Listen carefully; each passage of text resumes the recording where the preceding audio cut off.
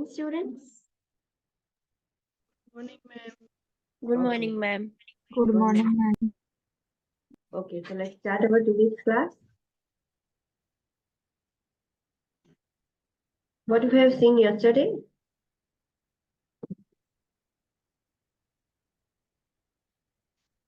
ગઈકાલે આપણે શું જોયું હતું?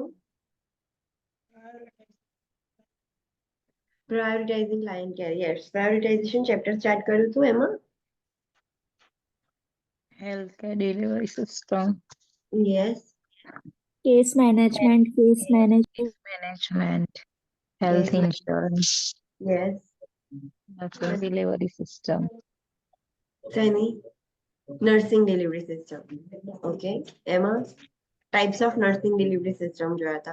Okay, so let's start a quick revision of our previous class. આપણે prioritizing client care chapter start કર્યો હતો. એમાં first આપણે healthcare management system જોયું હતું. healthcare delivery system. So એમાં managed care કેવી રીતે manage થાય છે એના related introduction આપણે જોયું હતું. Case management related introduction જોયું હતું. What is case management? કોઈ બી હેલ્થ કેર ડિલિવરી સિસ્ટમમાં પેશન્ટ એડમિટ થાય છે ત્યાંથી ડિસ્ચાર્જ થઈને ફોલો અપ સુધીની જે બી આપણે કેર કરીએ છીએ manage. Yes. So that is the case management. Patient hospital માં admit થઈને ટ્રીટમેન્ટ લઈને ડિસ્ચાર્જ ફોલો અપ બધું જ ઇન્ક્લુડેડ હોય એ જે કેર આપણે પ્રોવાઈડ કરી છે જે મેનેજમેન્ટ આપ્યું છે that is the case management. Who will perform the case management? Case manager Case manager. અને case manager કોણ હોય? રજિસ્ટર નર્સ રજિસ્ટર્ડ નર્સ જ કેસ મેનેજર હોય જેની રિસ્પોન્સિબિલિટી છે એના અંડરમાં આવશે. આ બધું જ ધ્યાન રાખવાનું કે પેશન્ટ આવે છે એડમિટ થાય છે ટ્રીટમેન્ટ લે છે પ્રોપરલી ડિસ્ચાર્જ પણ થઈ ગયું છે ફોલો બી થાય છે બધું જ એનું કામ કોનું છે? કેસ મેનેજરનું. દેન હેલ્થ ઇન્સ્યોરન્સ મીન્સ કે પેશન્ટને જ્યારે મનીમાં હેલ્પ કરે લાઈક અનકમ્પેન્સેટેડ જે કેર છે એમાં હેલ્પ કરી શકે એનું અમાઉન્ટ જે છે એ રિડ્યુસ કરવામાં હેલ્પ કરે દેટ ઇઝ હેલ્થ ઇન્સ્યોરન્સ. આપણે બધા અલગ અલગ ટાઈપના હેલ્થ ઇન્સ્યોરન્સ જોયા હતા અને બે ટાઈપના હેલ્થ ઇન્સ્યોરન્સ આપણે સ્ટડી કર્યા હતા. મેડિકેર હેલ્થ ઇન્સ્યોરન્સ કોના માટે હતો? 65 years 65 years. યસ ઓલ્ડર દેન 65 years Disabilities. ડિસેબિલિટીઝ વાળા પીપલ અને જે લોકોને કિડનીનો ડિસઓર્ડર હોય ESRD જેવો ડિસઓર્ડર હોય કે રેગ્યુલરલી એમને ડાયાલિસિસ કે રીનલ ટ્રાન્સપ્લાન્ટની જરૂર પડે એ બધા લોકો માટે મેડિકેર ઇન્સ્યોરન્સ છે. એમાં બી પાર્ટ્સ હતા. પાર્ટ એ માં કેટલી વસ્તુ કવર થાય, part B, part C and part D. Medicaid health insurance હતું એમાં કોણ ઇન્ક્લુડેડ હોય? Lower income. Yes low income વાળા પર્સન છે એ. સો એમાં adult, children, pregnant women, disable person બધા જ આવી ગયા કે જે લોકોની ઇન્કમ લો છે. ધેન ક્રિટિકલ પાથવે મીન્સ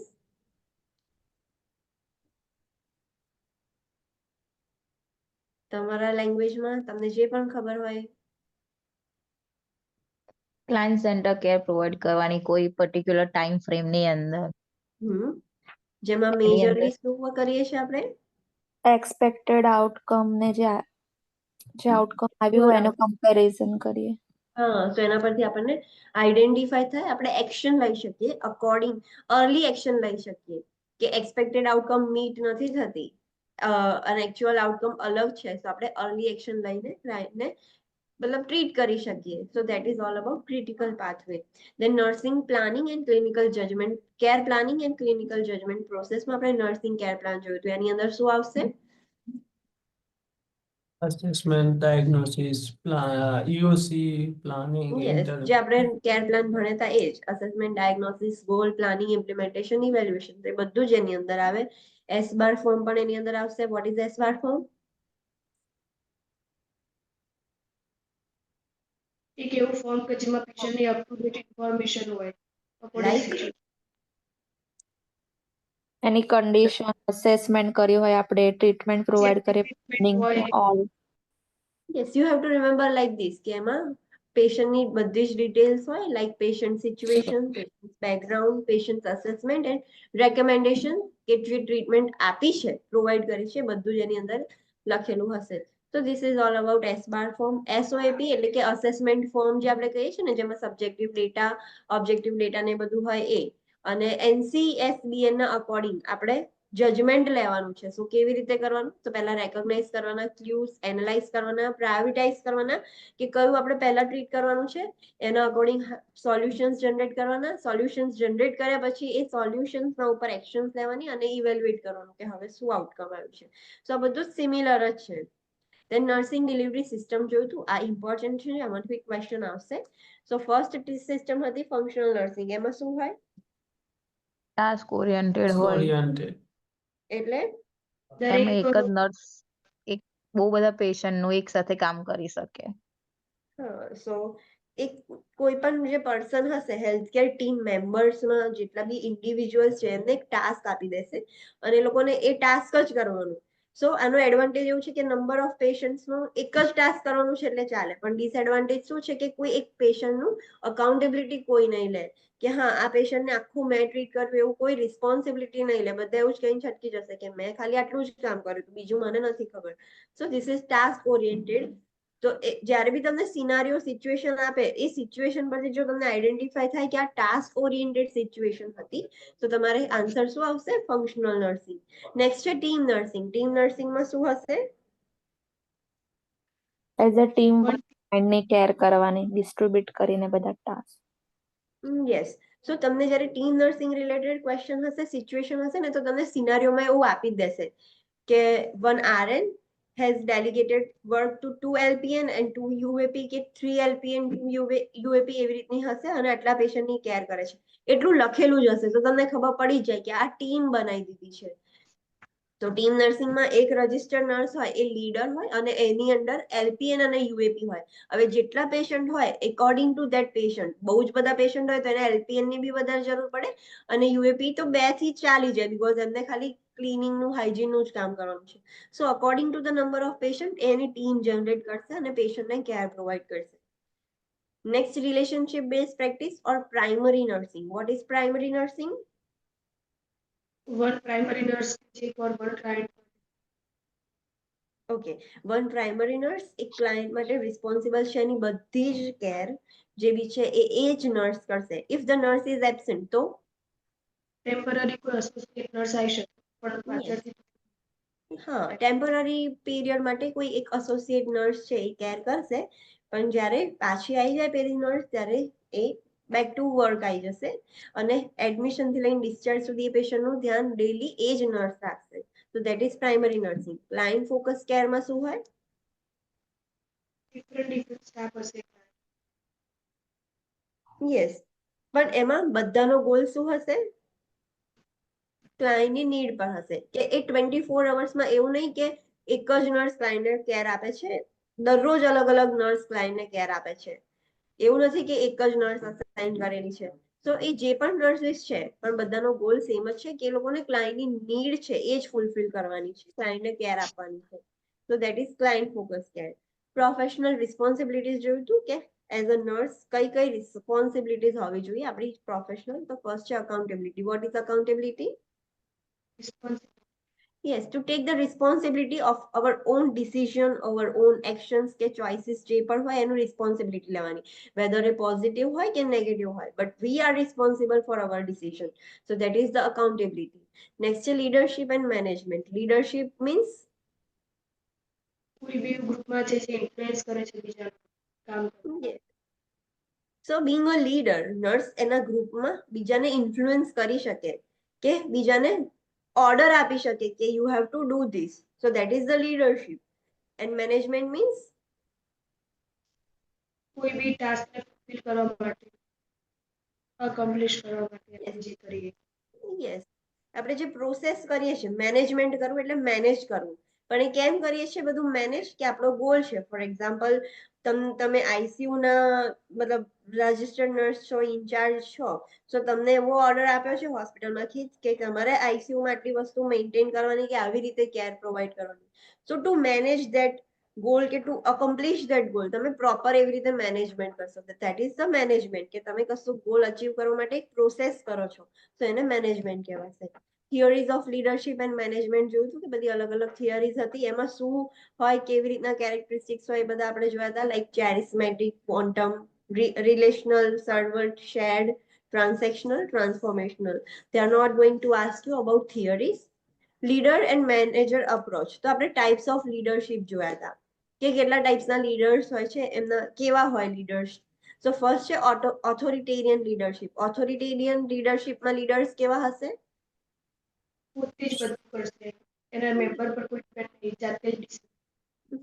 એ પર્સન જાતે જ ડિસાઈડ કરશે, જેવી પ્રોબ્લેમ છે એનું સોલ્યુશન પણ જાતે જ, બધું એ જાતે જ કરશે. બસ ખાલી એ કમાન્ડ આપી દેશે કે આ તમારે કરવાનું છે. સો એ ઇન્વોલ્વ નહીં કરે એના ગ્રુપ મેમ્બર્સને. So that is authoritarian. Democratic લીડરશિપમાં શું હતું? ગ્રુપ મેમ્બરને Participate કરશે, પાર્ટિસિપેટ કરશે અને પછી લાસ્ટમાં ડિસિઝન. હા, બધા જ ગ્રુપ મેમ્બરને અંદર ઇન્વોલ્વ કરશે, પછી બધા મ્યુચ્યુઅલી ડિસાઈડ કરશે કે ઓકે આ પ્રોબ્લેમ છે તો આપણે આ કરવું જોઈએ. એમને પાર્ટિસિપેશન કરાવશે અને પછી એ ડિસિઝન લેશે. So that is democratic leadership. Laissez faire leadership means मतलब તો એ લીડર શું કરશે? ફૂલ્લી મેમ્બર પર જ બધું रिस्पॉन्सिबिलिटी नहीं ले responsibility નહીં. બધું મેમ્બર્સ પર જ કરશે કે તમારે જે તમારી અકોર્ડિંગ તમારે જે ડિસિઝન લેવું હોય, જે કરવું હોય એ કરો. ક્યાંક અટવાવ તો I will provide you little bit of guidance, but do everything by yourself. એવી રીતે એમના પર જ આપી દેશે. Situational leadership means According to situation. According situation. Yes, according to the situation. અત્યારે કરંટ સિચ્યુએશન કેવી છે? Do I need to involve the participants? તો ઇન્વોલ્વ કરશે. I don't need to involve the participants? નહીં કરે.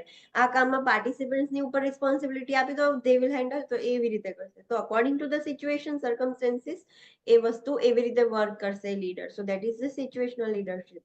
બ્યુરોક્રેટિક લીડરશિપ મીન્સ एक्सटर्नल फोर्सेस થી કામ કરાવશે. યસ, એ બધા જ ઇન્ડિવિજ્યુઅલ્સ ને મોટિવેટ શેનાથી કરશે? External forces. એમને રેગ્યુલર પીરિયડ પર જે ઓર્ગેનાઇઝેશનલ પોલિસીઝ હોય, પ્રોસિજર્સ હોય, એ રિમાઇન્ડ કરાવે કે એમને મોટિવેટ કરી શકે. કાં તો કશું કામ કર્યું હોય તો એ એના બેઝિસ પર જ વર્ક કરે છે. So that is bureaucratic leadership. Transformational leadership means relationship build કરશે અને પછી મોટિવેટ બી કરે સ્ટાફને. યસ, સ્ટાફ, એ લોકો એ સ્ટાફની જોડે રિલેશનશિપ બિલ્ડ કરવામાં એનો વધારે ફોકસ છે કે એના અને એની સ્ટાફ વચ્ચે સારા રિલેશન હોય. મેઇન એનો ફોકસ એ છે. સો એ સ્ટાફને પ્રેઝ કરશે, એન્કરેજ કરશે, ઇન્સ્પાયર કરશે અને બધા સ્ટાફ માટે બધા સ્ટાફ તરફથી એ લોયલ્ટી અને રિસ્પેક્ટ અર્ન કરશે. બધાનો એ ફેવરેટ લીડર હશે. So that is the transformational leadership. અને સર્વન્ટ લીડરશિપ કેવો હશે leader?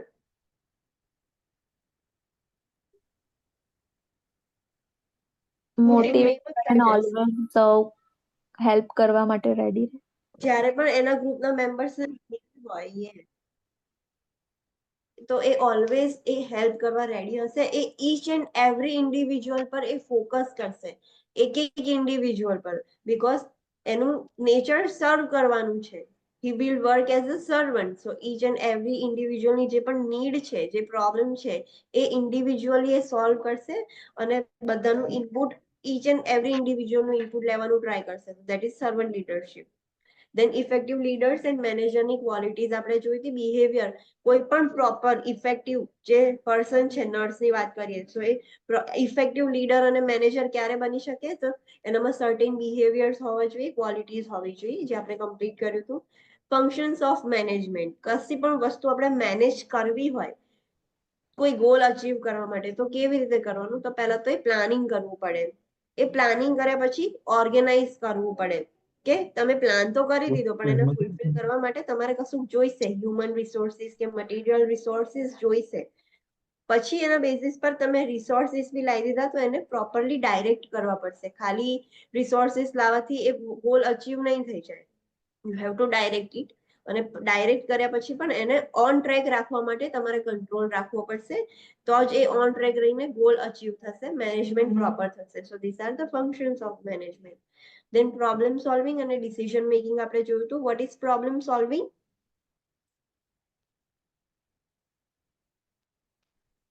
Vote is problem solving? કોઈ પ્રોબ્લેમ સોલ્વ કરવા માટે આપણે સોલ્યુશન ફાઇન્ડ આઉટ કરીએ. કંઈક પ્રોબ્લેમ છે, પ્રોબ્લેમ આઈડેન્ટિફાઈ કર્યો, અને સોલ્વ કરવા માટે કશુંક સોલ્યુશન આપણે આઈડેન્ટિફાઈ કર્યું, ફાઇન્ડ આઉટ કર્યું. સો that is the problem solving. And what is decision making? બહુ બધા પ્રોબ્લેમ બહુ Sorry? બધા પ્રોબ્લેમ બહુ બધા પ્રોબ્લેમના સોલ્યુશન કરીને પછી એમાંથી એક સિલેક્ટ કરવાનું. યસ, આપણે સોલ્યુશન બી વિચારી લીધા, પણ એ સોલ્યુશન કયું ઇમ્પ્લિમેન્ટ કરવું છે એ ડિસિઝન આપણે ડિસિઝન મેકિંગ થી લઈશું. સો આપણે સિમિલારિટીઝ જોઈ હતી. પ્રોબ્લેમ સોલ્વિંગમાં કઈ કઈ મેથડ્સ આપણે સ્ટેપ્સ યુઝ કરીએ છીએ, નર્સિંગ પ્રોસેસના સ્ટેપ્સ અને NCJMM ના સ્ટેપ્સ છે કે NSBN ના બધાના સિમિલર જ સ્ટેપ્સ છે, મીનિંગ બધાનો સેમ થાય છે, તો એ સિમિલારિટીઝ સ્ટેપ્સ જોયા હતા. દેન ટાઈપ્સ ઓફ મેનેજર આપણે જોયા હતા. તો what is front line manager? જે સુપરવાઇઝર કહી શકીએ આપણે, supervisory. Yes, kind of nursing ના ઉપર એ લોકો ધ્યાન રાખતા હોય, કોઓર્ડિનેટર, ટીમ લીડર, જે નર્સ જ છે બટ એ કેવું એની જોડે પેશન્ટ એક જ હશે કાં તો નહીં હોય અને એ બીજાનું ધ્યાન રાખતા હોય kind of. So that is the frontline manager. Then what is middle manager?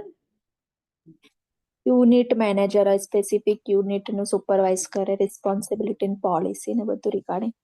Yes, આપણે જે હોસ્પિટલમાં કહીએ છીએ ને કે વોર્ડના ઇન્ચાર્જ દરેક વોર્ડના, ICU ના એક હશે, પછી જનરલ વોર્ડના એક હશે, મતલબ સારો એવો વોર્ડ જે હશે પ્રીમિયમ વોર્ડ એના એક હશે, તો એવી રીતે જે અકોર્ડિંગ ટુ ધ વોર્ડ એક જે ઇન્ચાર્જ હોય એ મિડલ મેનેજર કહેવાશે. અને what is nurse executive? Nursing yes, જે બધા ઉપર હા, એના અંડરમાં આખી હોસ્પિટલના બધા જ વોર્ડ્સ ડિપાર્ટમેન્ટ એના અંડરમાં આવશે. તો she is the nurse executive. એ આપણે ઇન્ડિયન હોસ્પિટલ્સમાં કહીએ તો જે નર્સિંગ સુપ્રિન્ટેન્ડન્ટ કે મેટ્રન કહીએ છીએ એ એના અંડરમાં આખી હોસ્પિટલના બધા જ યુનિટ્સ એના જ અંડરમાં છે, કોઈ એક સ્પેસિફિક વોર્ડ નથી. So that is the nurse executive. એ ટોપ લેવલના મેનેજર કહેવાય કે એ એડમિનિસ્ટ્રેશન જોડે જ રહીને એડમિનિસ્ટ્રેટિવ વર્ક કરાવશે અને નર્સિંગ પ્રેક્ટિસ કેવી રીતે હોસ્પિટલની ઇમ્પ્રુવ થાય એના ઉપર એનો ગોલ હશે. So that is all about yesterday class. Any doubt in this? No ma'am. No, ma'am. So let's start new topic, that is power. Power એટલે ખબર જ હશે. યસ, આપણું જેમ પાવર કહીએ છીએ કે તમારે કશું કરાવવું છે તો તમારી જોડે એટલો પાવર હોવો જોઈએ. So power is the ability to influence other and control their action to achieve desired results. તમે બીજાને ઇન્ફ્લુઅન્સ કરી શકો, બીજાને કંટ્રોલ કરી શકો કે તમારે જે વસ્તુ ડિઝાયર જોઈએ છે કરવાની જ છે. So that is the power. A ability હોય એને પાવર કહેવાય. Powerful people are able to modify behavior and influence others to change even when others are resistant to change. જે પાવરફુલ પીપલ હોય ને એ લોકો બીજાનો બિહેવિયર મોડિફાય કરી શકે, જે ચેન્જીસ લાયા હોય એ ચેન્જીસને ઇન્ફ્લુઅન્સ કરી શકે, ભલે એ પર્સન છે ને રેઝિસ્ટિવ છે ચેન્જથી. ફોર એક્ઝામ્પલ, તમે હોસ્પિટલમાં નવો ચેન્જ લાયા છો બિંગ અ નર્સ એક્ઝિક્યુટિવ કે હવે તમારે આ પ્રોસિજર કરવાની હોય તો આ સ્ટેપ્સ ફોલો કરવાના, અત્યાર સુધી નતા થતા, તમે લાયા change. So now you have a power, you are a powerful person કે ભલે એ લોકોને નથી કરવું પણ તો પણ એ લોકો કરશે. તમારામાં એટલી એબિલિટી છે કે તમે એનો બિહેવિયર મોડિફાય કરી શકો છો અને ઇન્ફ્લુઅન્સ કરી શકો છો. Powerful people are change agents that lead or create positive change to support or maintain high quality care and decrease the adverse effect. Powerful people હોય એ ચેન્જ એજન્ટ તરીકે વર્ક કરે હોસ્પિટલની અંદર અને એ ઓલવેઝ પોઝિટિવ ચેન્જીસ ક્રિએટ કરે, negative changes create નથી કરવાના. એમની પાવરનો યુઝ કરીને એ ઓલવેઝ પોઝિટિવ ચેન્જીસ જ ક્રિએટ કરે છે, જેનાથી એમના હોસ્પિટલની કેર જે છે એ હાઈ ક્વોલિટીની કેર મેન્ટેન થઈ શકે અને એ જે એડવર્સ ઇફેક્ટ્સ થાય છે એ ઓછા થઈ શકે હોસ્પિટલમાં. Effective nurse leaders use power to improve the delivery of care and to enhance the profession. જે effective nurse leaders હોય છે ને, જે સારા લીડર્સ, એ શું કરશે, એ પાવરનો યુઝ કરીને જે ડિલિવર કરીએ છીએ આપણે કેર, નર્સિંગ કેર, એને ઇમ્પ્રુવ કરશે અને આપણું પ્રોફેશન જ એન્હાન્સ કરશે. તમે જેટલી સારી કેર પ્રોવાઈડ કરશો એટલું પેશન્ટને તમારા પ્રત્યે રિસ્પેક્ટ થશે, આપણા પ્રોફેશન પ્રત્યે રિસ્પેક્ટ થાય. ઇન્ડિયન હોસ્પિટલ્સમાં કે ઇન્ડિયામાં નર્સિસને રિસ્પેક્ટ કેમ નથી? This is the main reason. જ્યારે નર્સ કોઈ પેશન્ટની કેર કરવા જાય ને ત્યારે પેશન્ટ કોઈ ક્વેશ્ચન પૂછે કે સિસ્ટર આ ઇન્જેક્શન કેમ આપ્યું, કે આ ઇન્જેક્શન શેનું છે, તો નર્સને ખબર જ ના હોય. સો પેશન્ટ પર તમારી ઇમેજ શું પડી કે you are this much dumb કે તમને આ પણ નથી ખબર and you are providing me care. So એના લીધે કોઈને રિસ્પેક્ટ નથી. So this is the main reason. તો તમે પ્રોપર ઇફેક્ટિવ કેર આપો તો આપણું પ્રોફેશન બી એનહાન્સ થાય. There are different types of power. Power બધા અલગ અલગ ટાઈપના હોય. So let's see the powers. That is box 7.4. First છે reward. Reward means ability to provide incentives. તમારે બીજાને ઇન્ફ્લુઅન્સ કરવા હોય તો તમે રિવોર્ડ વાળી સિસ્ટમ રાખશો તો બધા ઓટોમેટિક જ ચેન્જ કરશે બીકોઝ એમને ખબર છે કે તમે સારું કામ કરશો તો તમને રિવોર્ડ મળશે. સો તમે આ ટાઈપનો પાવર યુઝ કરી શકો છો. કોએર્સિવ. કોએર્સિવ means ability to પનિશ.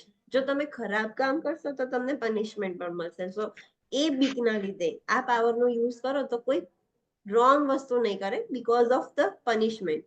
રેફરન્ટ. Referent means based on attraction, loyalty and respect. તમે જોયું હશે કે અમુક વખતે જે લીડર હોય, ટીમ નર્સ હોય, એ કોઈ સ્ટાફ જોડે એટલી લોયલ હોય, બધા સ્ટાફને એના પ્રત્યે એટલી રિસ્પેક્ટ હોય ને કે એ જે કે એમ કરે જ બીકોઝ એની રિસ્પેક્ટ છે કે હા બધા ઇન્ફ્લુઅન્સ, બધા જે સેલિબ્રિટીઝને કેમ ફોલો કરે છે બીકોઝ બધા લોકો માટે એમના તરફ એક રિસ્પેક્ટ છે કે હા આ પર્સન છે તો આ જે કરે એ સાચું હોય. So kind of attraction, loyalty and રિસ્પેક્ટના લીધે જો તમે કોઈને ઇન્ફ્લુઅન્સ કરો છો તો that is referent power.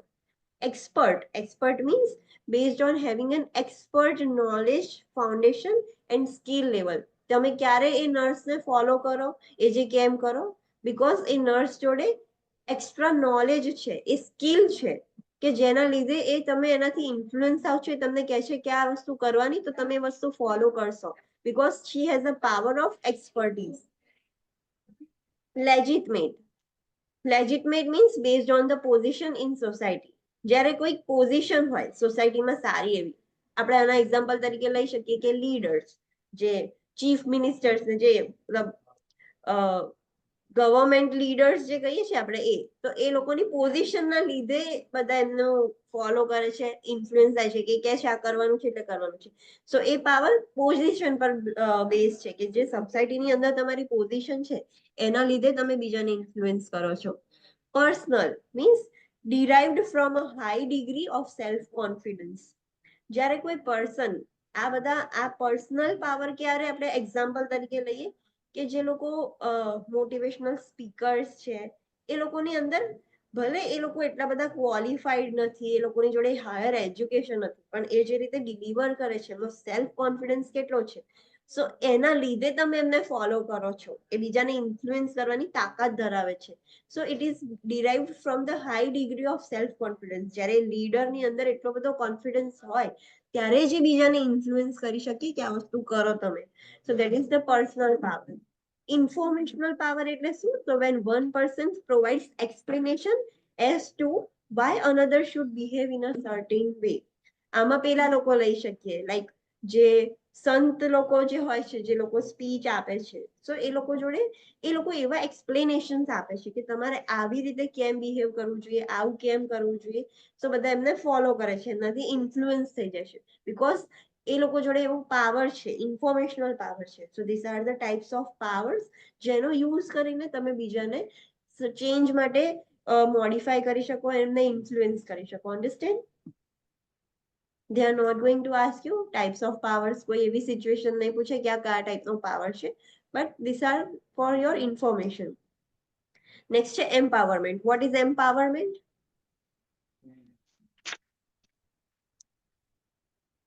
Empower nurses, women સશક્ત. empowerment. Empowerment બહુ જ વાત.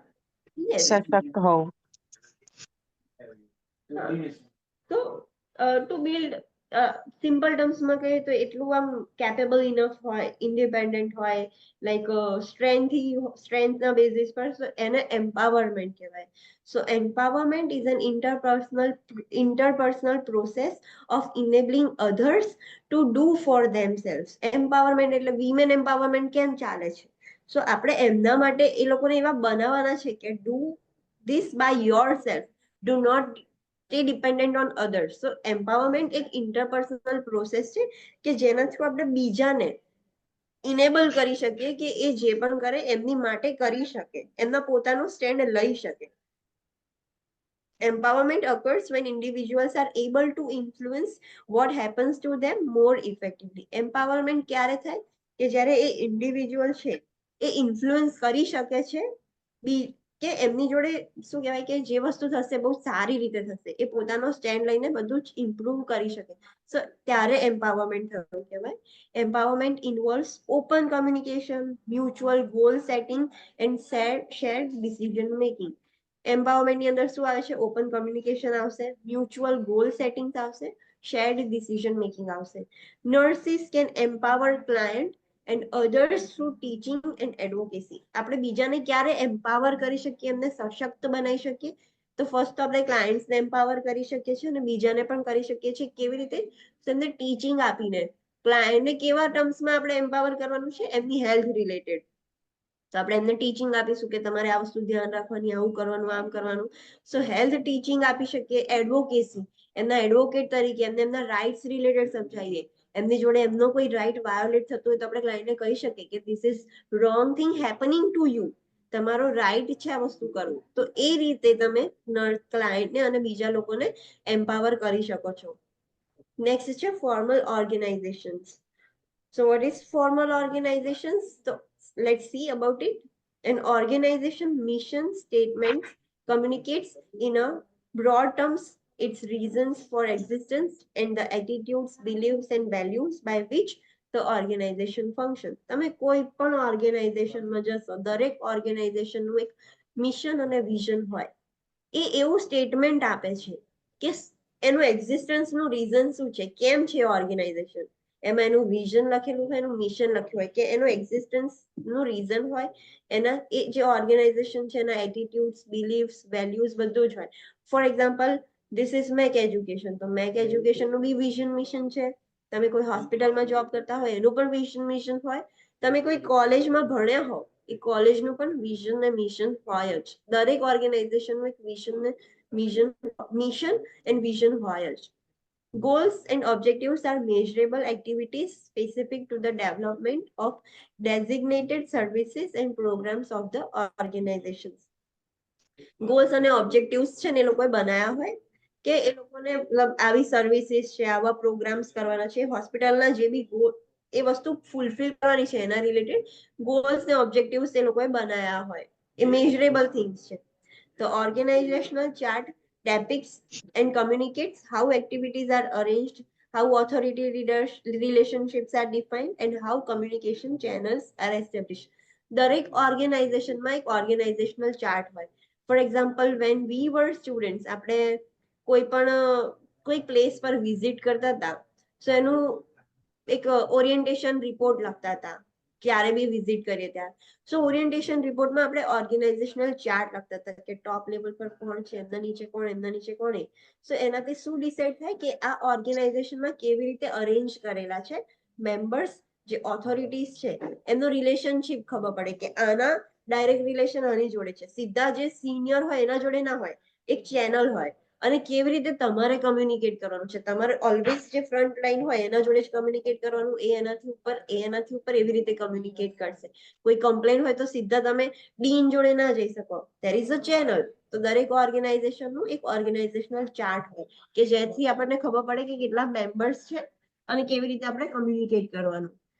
Policies, procedures and protocols. તો ફોર્મલ ઓર્ગેનાઇઝેશન હોય, દરેક ઓર્ગેનાઇઝેશનની અંદર પોલિસીસ હોય, પ્રોસિજર્સ હોય, પ્રોટોકોલ્સ હોય. તો let's study about that. Policies એટલે શું? So policies are guidelines that define the organization's directives on courses of action. Policy એ આપણને ખબર છે કે દરેક ઓર્ગેનાઇઝેશનની પોલિસીઝ હોય, રૂલ્સ હોય કાઇન્ડ ઓફ. સો એ એક ગાઈડલાઇન્સ છે કે જે ખબર પડે કે આવી વસ્તુ થશે તો આ પોલિસીના અકોર્ડિંગ તમારી ઉપર શું થશે, શું નહીં થાય. લાઈક એવી રીતની બધી પોલિસીસ લખેલી હોય. Procedures એટલે શું? So procedures are based on the policy and define the methods for task. Procedures, જ્યારે તમારે આ હોસ્પિટલમાં વર્ક કરવાનું, દરેક હોસ્પિટલની પ્રોસિજર્સ અલગ રીતે ફોલો થતી હોય.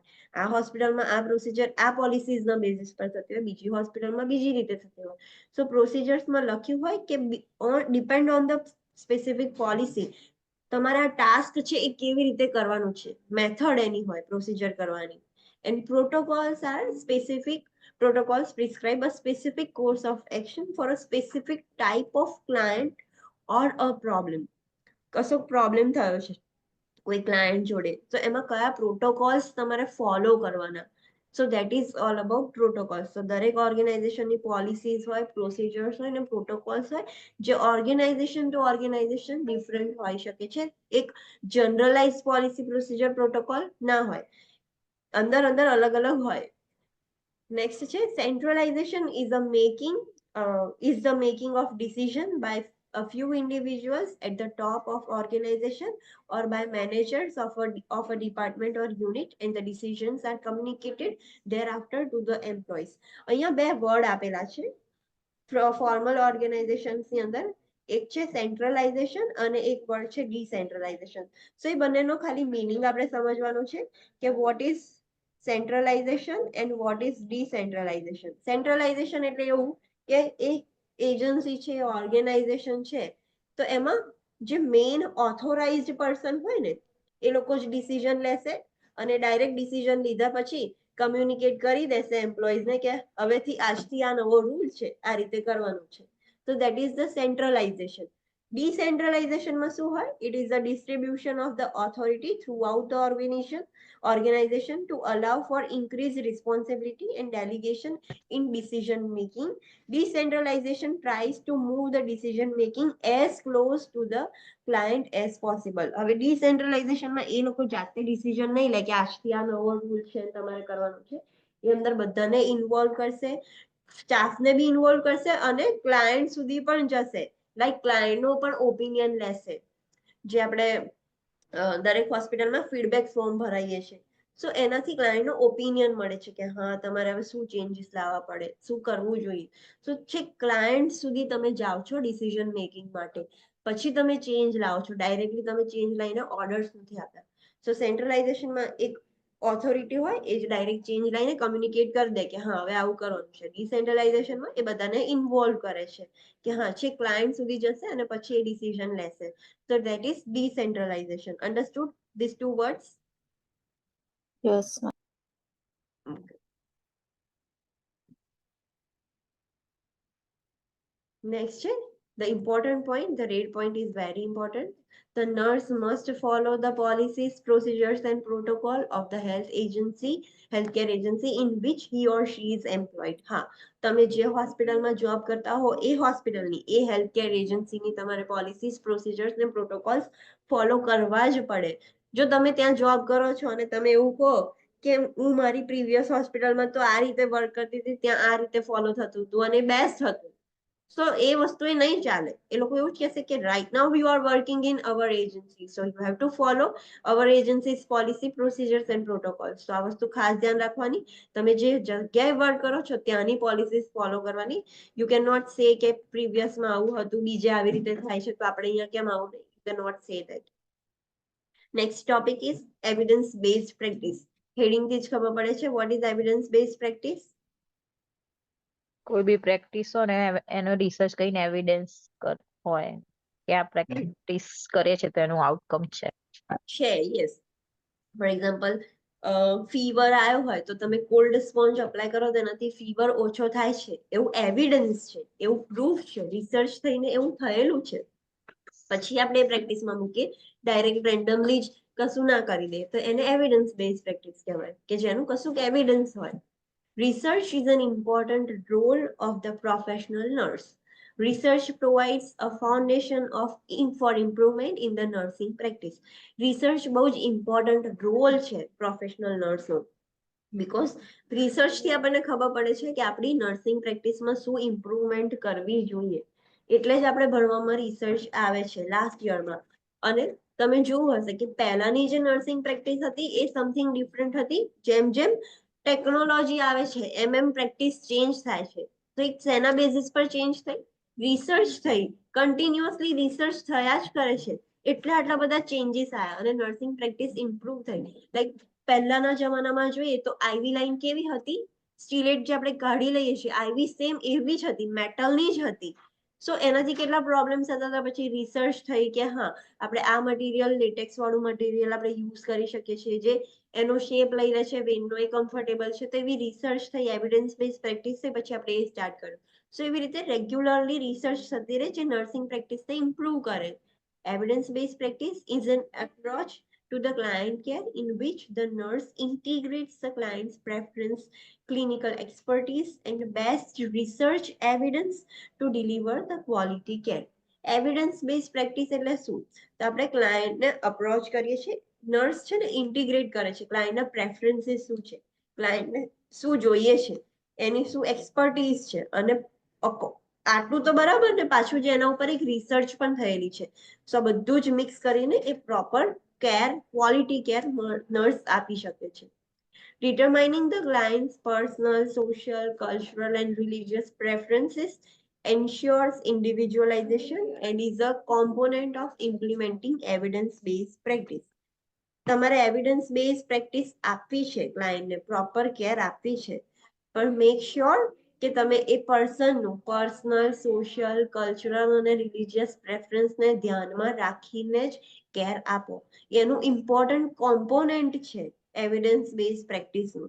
તમે એવિડન્સ કર્યું છે એ હેલ્પફુલ છે, પણ તમને બી ખબર હોવી જોઈએ કે આ પર્સનના કલ્ચરમાં, આ પર્સનના રિલિજનમાં આ વસ્તુ એક્સેપ્ટેબલ છે કે નથી.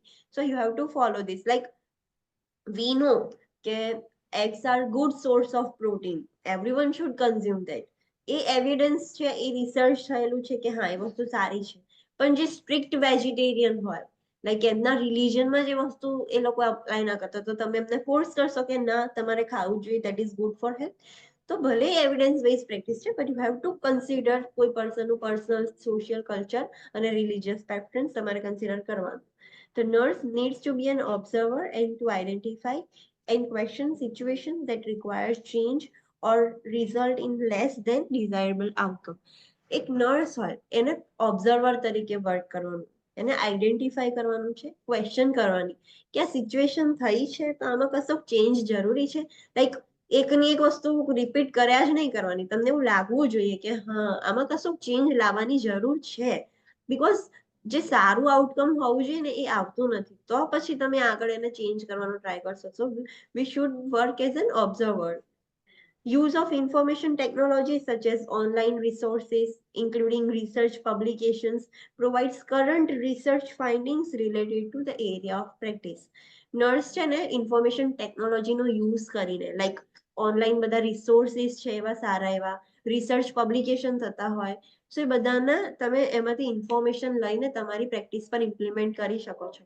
લાઈક અત્યારે આપણે એક્ઝામ્પલ તરીકે જોઈએ કે તમને કેટલું ખબર છે કે અત્યારે નર્સિંગ ફિલ્ડમાં કેટલી બધી રિસર્ચ થાય છે, આપણે કોઈએ સર્ચ કરી?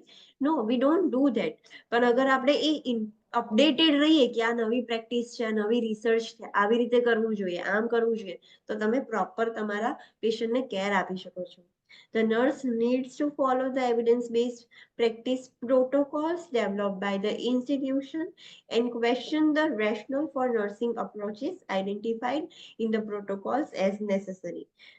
જે પણ એવિડન્સ બેઝ પ્રેક્ટિસ રિલેટેડ એ ઇન્સ્ટિટ્યુશન, એ હોસ્પિટલે પ્રોટોકોલ્સ બનાવ્યા હોય એ ફોલો કરવાના, અને જરૂર પડે તેના રેશનલને, લાઈક કેમ આવું, what is the reason, rationale means what is the reason behind that. So તમારે એને પણ ક્વેશ્ચન કરવાનું. તમને એવું કશું આઈડેન્ટિફાઈ થાય છે તો તમે ક્વેશ્ચન કરી શકો કે આ કેમ આવી રીતે કરવાનું, what is the rationale behind this. So તમને ખબર પડે કે for this reason you are practicing this method. So એ વસ્તુ ક્વેશ્ચન પણ કરવાની. The nurse should use appropriate evaluation criteria when determining areas in need of research. So, નર્સે proper evaluation ક્રાઇટેરિયાનો પણ યુઝ કરવાનું. તમે કરી દીધું, આ વસ્તુ ઇમ્પ્લિમેન્ટ કરી દીધી, તો તમારે ઇવેલ્યુએટ પણ કરવી પડશે. એક પ્રોપર ઇવેલ્યુએશન ક્રાઇટેરિયા યુઝ કરવાનું જ્યારે તમે રિસર્ચના એરિયામાં એ વસ્તુ યુઝ કરતા હોવ ત્યારે. તો લેટ્સ સી ટેબલ 7.2. એમાં અલગ અલગ કાઇન્ડ ઓફ ક્રાઇટેરિયા છે કે ઇવેલ્યુએટ કરવા માટે, કે લેવલ 1 નું છે, level 2, level 3 to level 7. So level 1 માં કેવું હોય? So એ evidence ક્યાંથી આવે? So the evidence comes from a review of a number of randomized controlled trials, that is RCTs, or from clinical practice guidelines that are based on such a review. Level 1 ક્યારે fulfills of evaluation? જ્યારે તમે એ વસ્તુ કરો છો, evidence base practice છે, તો એ evidence ક્યાંથી આવ્યું? કેમની ખબર પડી કે આ વસ્તુ વધારે અસર છે? તો તમે એ જે રિસર્ચ છે એ એમને રેન્ડમ નંબર ઓફ પેલા ટ્રાયલ મેથડ્સ આપણે રિસર્ચમાં યુઝ કરી છે ને, એવી રીતે રેન્ડમ નંબર્સનો રિવ્યુ લીધું, એના પરથી ખબર પડી કે હા ધીસ ઇઝ ઇફેક્ટિવ. આ અસર કરે છે. ઓર એલ્સ તમે શું કર્યું કે ક્લિનિકલ પ્રેક્ટિસ કરી, ટ્રાયલ મેથડ કરો છો, તમારા પેશન્ટમાં આવે છે તો તમે આ વસ્તુ કરી જુઓ છો, પછી એમનો રિવ્યુ લો છો, તો એવું કહે છે કે હા આ વસ્તુ વધારે સારી હતી. શું પછી તમે એ વસ્તુને તમને એક એવિડન્સ મળ્યું કે હા you can work like this. તો ધીસ ઇઝ લેવલ 1. લેવલ 2 માં શું હોય છે? તો evidence comes from at least one well designed RCT. એ એવિડન્સ ક્યાંથી આવ્યું? એક જ minimum at least one well design. તમે રેન્ડમ કંટ્રોલ ટ્રાયલ્સ તો કરે છે, પણ એક પ્રોપર ડિઝાઇન કરીને પ્લાન કરીને એના ઉપર કર્યું છે. તો ત્યાંથી એવિડન્સ આવ્યું કે હા આ પ્રેક્ટિસ સારી છે. લેવલ 3 માં શું હોય? So evidence come from a well design control studies that are not randomized. હવે તમે કંટ્રોલ સ્ટડી કરી છે, રેન્ડમલી કોઈ પણ પર્સન પર નથી કર્યું, કંટ્રોલ સ્ટડી કરી છે અને એ વેલ ડિઝાઇન મેથડમાં કરી છે, અને ત્યાંથી એવિડન્સ આવ્યું કે આ જે તમે પ્રેક્ટિસ કરી છે, કે આ જે તમે કરો છો, that is very effective, that is good thing. Level 4 માં કેવી રીતે ઇવેલ્યુએશન કરવાનું? તો એનું જે એવિડન્સ છે that comes from a well designed case control and cohort studies. Cohort means તમે ક્વેશ્ચનમાં વર્ડ વાંચ્યો હશે, કોહોર્ટ, બેડ, એવું કશું? તો એ નથી વાંચ્યો, આવો ક્વેશ્ચન સોલ્વ નહીં કર્યો જ્યાં કોહોર્ટ વર્ડ આવ્યો હોય. ઇન ડ્રોપલેટ, એરબોર્ન, એ બધા જે પ્રિકોશન વાળા ક્વેશ્ચન હતા એમાં આવ્યું હશે. એની idea, any gases?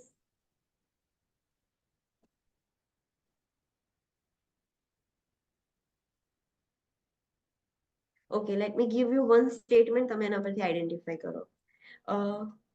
For example, okay, કોઈ બે પેશન્ટ છે જેમને સેમ કાઇન્ડ ઓફ ઇન્ફેક્શન છે.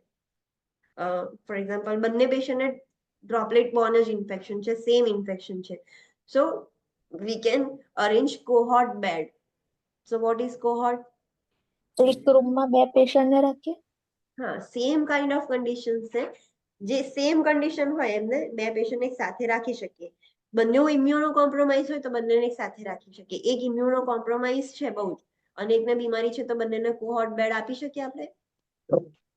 ના આપી શકીએ. બસ પેલો ઇમ્યુનો કોમ્પ્રોમાઇઝ છે અને પેલાના લીધે પ્રોબ્લેમ થઈ જશે. સો કોહોર્ટ એટલે similar, same kind of studies. So આ જે રિસર્ચ કરેલી છે, એવિડન્સ બેઝ પ્રેક્ટિસ છે, તો એનું એવિડન્સ ક્યાંથી આવ્યું? સો તમે એક કેસ કંટ્રોલ, વેલ ડિઝાઇન કેસ કંટ્રોલ મેથડથી કરી અને કોહોર્ટ સ્ટડીઝ કરી, સિમિલર સ્ટડીઝ કરી, તો એના પરથી એવિડન્સ આવ્યું કે આ વસ્તુ ઇફેક્ટિવ છે. સો એને લેવલ 4 આપણે 4 માં કન્સિડર કરીશું. Level 5 means evidence come from a number of descriptive or qualitative studies. તમે રિસર્ચ કર્યું હશે ફાઇનલ યરમાં તો તમને ખબર હશે, ક્વોન્ટિટેટિવ એનાલિસિસ, ક્વોલિટેટિવ એનાલિસિસ, તો એવી રીતની સ્ટડીઝ હોય જે ક્વોલિટી અશ્યોરન્સ કરે, ક્વોન્ટિટી અશ્યોરન્સ કરે. સો આનું એવિડન્સ ક્યાંથી આવશે? તો નંબર ઓફ ડિસ્ક્રિપ્ટિવ અને ક્વોલિટેટિવ સ્ટડીઝ કરી છે એના પરથી આ એવિડન્સ મળ્યું છે, આઉટકમ મળ્યું છે કે હા ધીસ ઇઝ ઇફેક્ટિવ. લેવલ 6 માં શું હશે? તો evidence comes from a single descriptive or qualitative study. ખાલી એક સિંગલ સ્ટડી કરી છે, that is descriptive or qualitative study. So એના પરથી એવિડન્સ આવ્યું છે. અને લેવલ 7 માં હોય છે તો evidence comes from the opinion of authorities and or reports of expert committees. કોઈ એક ઓથોરિટી છે એના ઓપિનિયન પરથી એવિડન્સ મળ્યું છે, કાં તો કોઈ એક્સપર્ટ કમિટીઝ હોય એમના રિપોર્ટ્સના ઓપિનિયન પરથી આપણને મળ્યું છે, તો એ એવિડન્સ ત્યાંથી આવ્યું છે. એન્ક્લેક્સમાં તમને નથી પૂછવાના ધીસ, આ બધું ખાલી બુકમાં છે, that's why we are studying. બાકી તમને આના પરથી કોઈ ક્વેશ્ચન નથી પૂછાવાના. ધ ઇમ્પોર્ટન્ટ પોઈન્ટ, જે રેડ પોઈન્ટ છે તમારી માટે ઇમ્પોર્ટન્ટ છે. સો what is the important point? Evidence based practice requires that the nurse base nursing practice on the best and most applicable evidence from the clinical research studies. The nurse should also be alert to the clinical issues that warrant investigation and develop a researchable question about the problem. Evidence base practice છે nursing પ્રેક્ટિસમાં most applicable છે. Evidence base practice થી જ આપણે proper care provide કરી શકીએ, અને નર્સે alert રહેવાનું. કશા ક્લિનિકલ ઇશ્યુઝ થાય છે તમારા હોસ્પિટલમાં, રેગ્યુલરલી તમે આ વસ્તુ કરો છો એનાથી પ્રોબ્લેમ થાય છે, તો તમારે અલર્ટ રહેવાનું કે હા મારે આ વસ્તુને ઇન્વેસ્ટિગેટ કરવું પડશે, આની ઉપર રિસર્ચ કરવી પડશે કે આ કેમ થાય છે. બધા જ પેશન્ટને તમે આ રીતે કેર કરો છો તો સેમ પ્રોબ્લેમ કેમ જોવા મળે છે. સો you have to be very alert કે કશો ક્લિનિકલ ઇશ્યુ થાય તો તમારે એને ઇન્વેસ્ટિગેટ કરવું પડે, એના પર રિસર્ચ કરવું પડે કે આ કેમ આવું થાય છે, તો તમે એને ઇમ્પ્રુવ કરી શકો છો. સો this is the important point. Understood about evidence base practice. આમાંથી ખાલી આ રેડ પોઈન્ટ છે એટલું જ યાદ રાખવાનું છે. તમને એટલું ખબર હોવી જોઈએ કે એવિડન્સ બેઝ પ્રેક્ટિસ આપણા નર્સિંગ ફિલ્ડમાં બહુ જ ઇમ્પોર્ટન્ટ છે. એવિડન્સ બેઝ પ્રેક્ટિસથી તમે પ્રોપર કેર આપી શકો છો, અને તમને એવું લાગે છે કે કશું ઇશ્યુઝ થાય છે તો તમારે ઇટ ઇઝ અવર ડ્યુટી કે તમને અલર્ટ થાવ, તમને ખબર પડે કે આને આગળ ઇન્વેસ્ટિગેટ કરવાનું છે કે કેમ આની આ જ વસ્તુ રિપીટ થયા કરે છે, અને પછી એના ઉપર રિસર્ચ કરવાની કે કેમ આવું થયું, કેવી રીતે થયું. એ બધું એક પ્રોબ્લેમને આઈડેન્ટિફાઈ કરવા માટે કરવાનું, તો તમે એને રિઝોલ્વ કરી શકો. નેક્સ્ટ છે quality improvement. What is quality improvement? જે આપણે નર્સિંગ કેરની જે ક્વોલિટી છે એને ઇમ્પ્રુવમેન્ટ કરીએ, that is the quality improvement. It is also known as a performance improvement. Quality improvement focuses on the processes or systems that significantly contribute to the client's safety and effective client care outcome. Quality improvement શેના ઉપર focus કરે છે? તો એ બધી processes કે સિસ્ટમ્સનો use કરીને ક્લાયન્ટની safety માટે ઇમ્પ્રુવ કરવામાં આપણે હેલ્પ કરીએ છીએ, અને ક્લાયન્ટને ઇફેક્ટિવ ક્લાયન્ટ કેર ક્લાયન્ટને ઇફેક્ટિવ કેર આપી શકીએ એના ઉપર ફોકસ કરે છે. Criterias are use to monitor outcomes of care and to determine the need for change to improve the quality of care. Quality care છે એવું ખબર કેમ નહીં પડી? તો ધેર આર સર્ટેન ક્રાઇટેરિયાઝ જેનાથી આપણે મોનિટર કરી શકીએ, આપણું જે કેર કરી છે એનું આઉટકમ મોનિટર કરી શકીએ ને આપણે ડિટરમાઇન કરી શકીએ કે હા આપણે કશું ચેન્જ કરવાની જરૂર છે કે બરાબર છે, બેસ્ટ છે. હાઉ યુ કેન ડિસાઇડ કે તમે જે કેર આપી છે બેસ્ટ જ છે. So there is certain criteria. Yes, so એ ક્રાઇટેરિયાના બેઝિસ પરથી તમને ખબર પડે કે તમારું જે ક્વોલિટી કેરનું આઉટકમ છે એ બેસ્ટ છે કે હજુ એમાં ચેન્જ કરવાની જરૂર છે, એ તમને ખબર પડે. ચેન્જ લાવવાથી ઇમ્પ્રુવ જ થશે.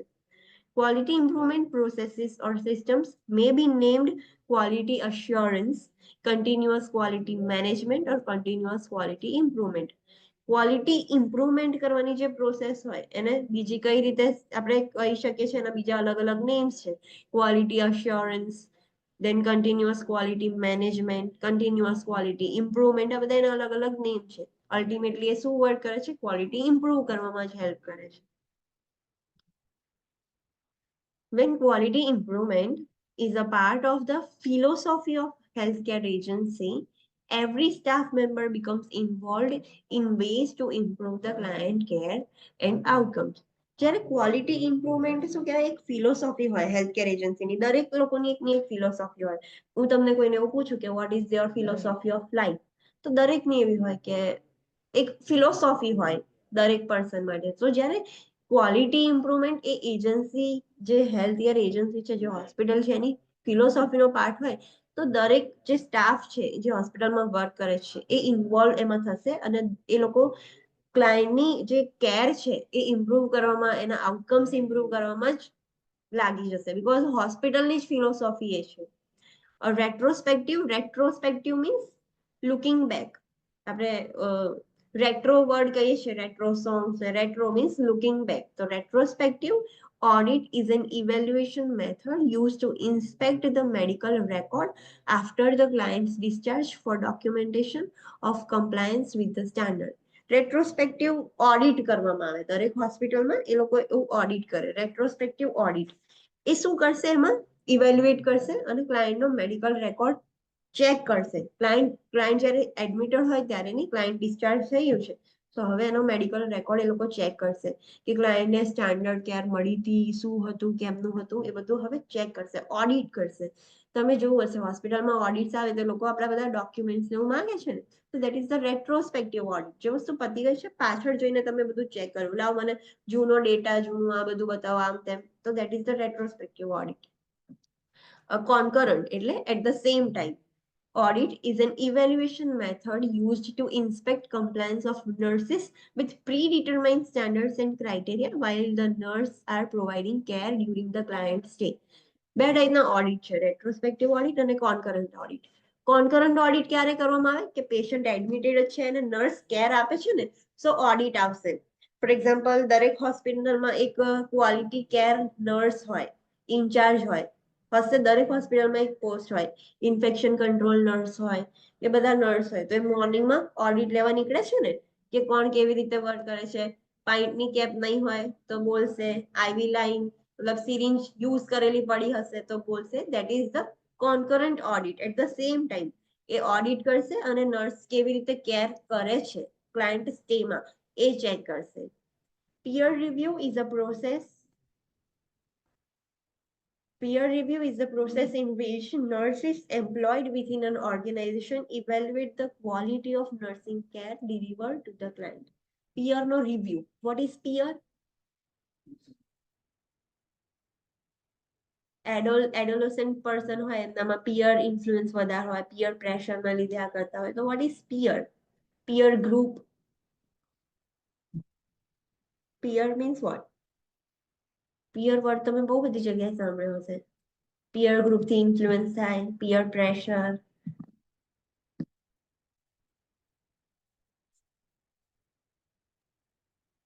Online students, what is peer? Classmate, આ તો પછી વર્ક કરતા હોય જોડે, RN બધા જોડે હોય, એ પીયર ગ્રુપ કહેવાય.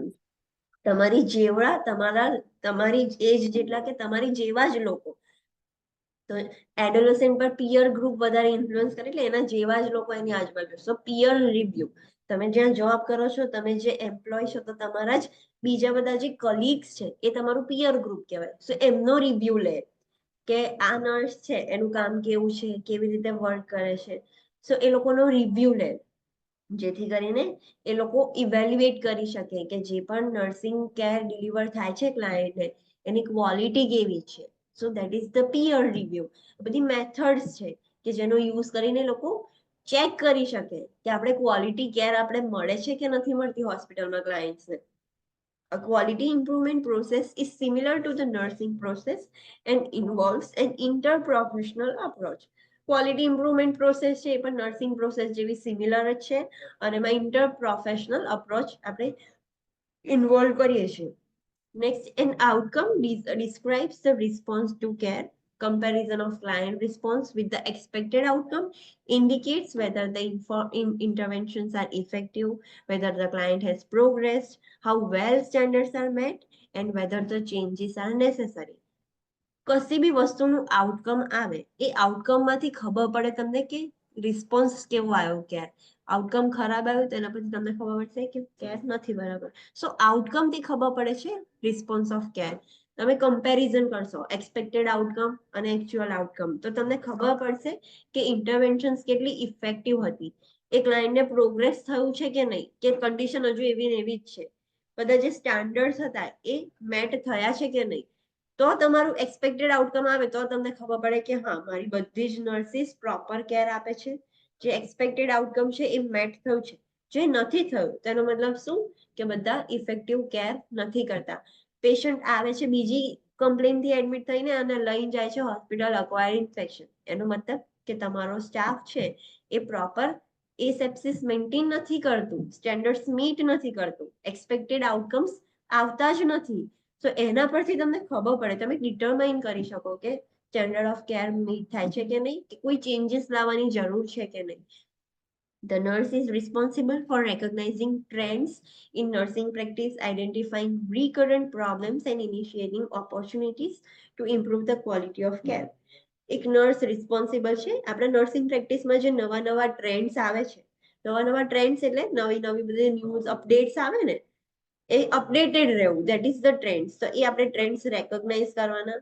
અત્યારે રિકરન્ટ કયા પ્રોબ્લેમ્સ મતલબ રિકરન્ટલી એ થયા જ કરતા હોય, એક જ હોસ્પિટલમાં ફ્રિકવન્ટલી આનો આ જ ઇસ્યુ જોવા મળતો હોય, તો તમારે એ આઈડેન્ટિફાઈ કરવાના અને એ વસ્તુને ઇમ્પ્રૂવ કરવા માટેની ઓપોર્ચ્યુનિટીઝ ઇનિશિએટ કરવાની. સો this is the nurses work. આ આપણે કરવાનું છે. The important point that is quality improvement process improves the quality of care delivery to the clients and safety of healthcare agencies. Quality improvement process થી શું થશે એ જે quality of care છે જે આપણે ડિલિવર કરીએ છીએ ક્લાયન્ટને એ ઇમ્પ્રુવ થશે ને હેલ્થ કેર એજન્સીની સેફ્ટી વધશે. સેફ્ટી વધશે એટલે કોઈ એક હોસ્પિટલમાં કેર બરાબર ના મળતી હોય, 4-5 પેશન્ટ એમને જ મરી જતા હોય, તો એ હોસ્પિટલ પછી ચાલશે નહીં ચાલે. એના ઉપર બેન લાગી જશે કે કશા પ્રોબ્લેમ થશે. સો હોસ્પિટલની સેફટી માટે અને ક્લાયન્ટને પ્રોપર કેર મળી રહે એના એ ક્વોલિટી ઇમ્પ્રુવમેન્ટ પ્રોસેસથી જ આ વસ્તુ પોસિબલ છે. એનાથી પેશન્ટની કેર બી ઇમ્પ્રુવ થશે અને હોસ્પિટલની સેફટી પણ ઇમ્પ્રુવ થશે. Okay, next is change process. But let's take 5 to 10 minutes break, પછી આપણે ચેન્જ પ્રોસેસ સ્ટાર્ટ કરીએ. Online students, please come back from break. Should we start now? Yes, ma'am. Okay, I Yes. want to ask to someone that who is this Zoom user? Please rename yourself. First of all, tell me what's your name?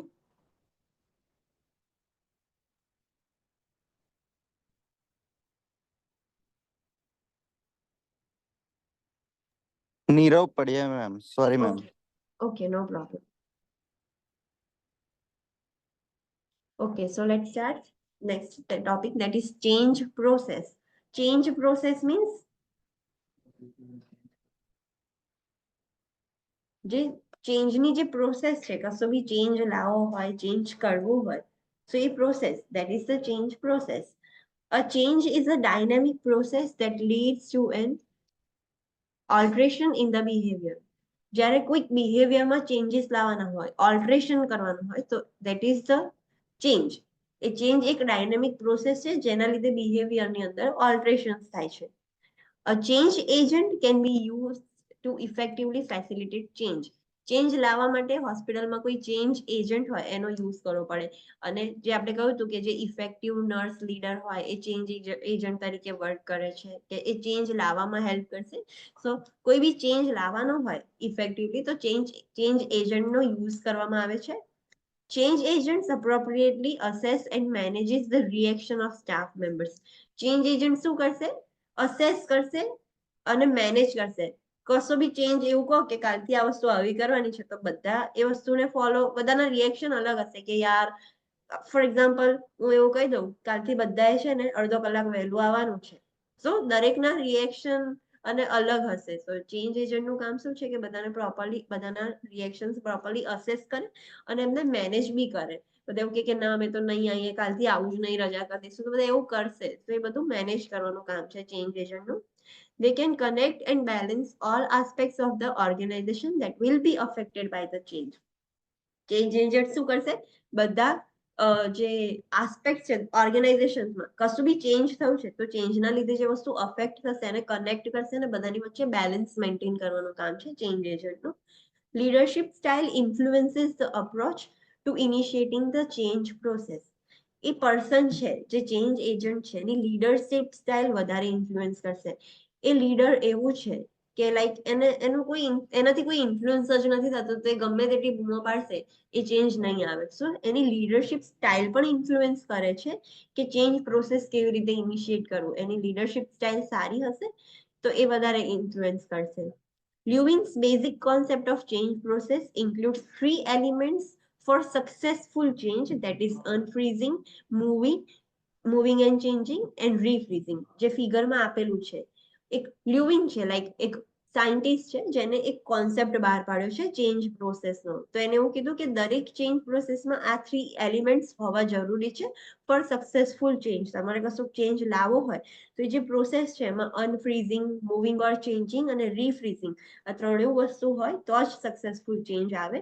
So let's see first જે step છે that is unfreezing. So what is unfreezing? Unfreezing is the first step of the process during which a problem is identified and individuals involved gather facts and evidence supporting a basis for change. અનફ્રીઝિંગમાં શું કરવામાં આવે? એ પહેલો step છે. એમાં problems identify કરવામાં આવે કે શું પ્રોબ્લેમ છે. સો લેટ્સ સે ફોર ધીસ કે અહીંયા પ્રોબ્લેમ આઈડેન્ટિફાઈ કરવામાં આવ્યું કે આ પ્રોબ્લેમ છે. પછી બધા જ ઇન્ડિવિજ્યુઅલ્સ ભેગા થઈને એવિડન્સ લાવશે કે આમાં કેમ ચેન્જ લાવવાની જરૂર છે. પ્રોબ્લેમ આઈડેન્ટિફાય થયો કે આ પ્રોબ્લેમ છે તો ચેન્જ લાવવાની જરૂર છે એવું ખબર પડી. તો that is about unfreezing. Second step છે મૂવિંગ એન્ડ ચેન્જિંગ. તો એમાં શું થશે? તો during moving and changing phase change is planned and implemented. હવે પ્રોબ્લેમ ખબર પડી ગઈ તો હવે એને ચેન્જ લાવવા માટે એ ચેન્જનું પ્લાનિંગ કર્યું અને એને ઇમ્પ્લિમેન્ટ કર્યું. સો આ ચેન્જ છે, આ ચેન્જ લાવવાનું છે, પ્લાન કરી દીધો અને પ્લાનને ઇમ્પ્લિમેન્ટ બી કરી દીધું. પ્રોબ્લેમ એવો હતો કે બધા લેટ આવતા હતા તો છૂટવામાં, બધા સ્ટાફને છૂટવામાં લેટ થતું હતું ને એ બધો પ્રોબ્લેમ હતો. એ પ્રોબ્લેમ આઈડેન્ટિફાઈ કર્યું, બધા સ્ટાફ મેમ્બરે કીધું કે અમુક લોકો લેટ આવે છે તો અમારે ઓવરઆલિંગ છૂટવામાં લેટ થઈ જશે. એક પ્રોબ્લેમ આઈડેન્ટિફાઈ થયો. નાવ એ પ્રોબ્લેમ આઈડેન્ટિફાઈ થયો એટલે આપણે પ્લાન વિચાર્યો કે હવે બધાને એવું કહી દઈએ કે બધાએ હાફ એન અવર વહેલું આવવાનું. લાઈક ડ્યુટીનો ટાઈમ હોય મોર્નિંગ 8 to 2. સો બધા જે ઇવનિંગ સ્ટાફ વાળા છે એમને 1:30 આવી જવાનું. સો 2 o'clock પેલો સ્ટાફ રિલીવ થઈ જાય. સો મેં એવી રીતનો પ્લાન કર્યો અને પ્લાનને ઇમ્પ્લિમેન્ટ કર્યું. તો એ મૂવિંગ ઓર ચેન્જિંગમાં આવશે. And during last phase, refreezing is the last phase of process during which the change becomes stabilized. હવે એ જે ચેન્જ વિચાર્યો છે એને સ્ટેબલ કરવાનો છે. ડેલી બધા 1:30 આવશે તો જ આ ચેન્જ રહેશે.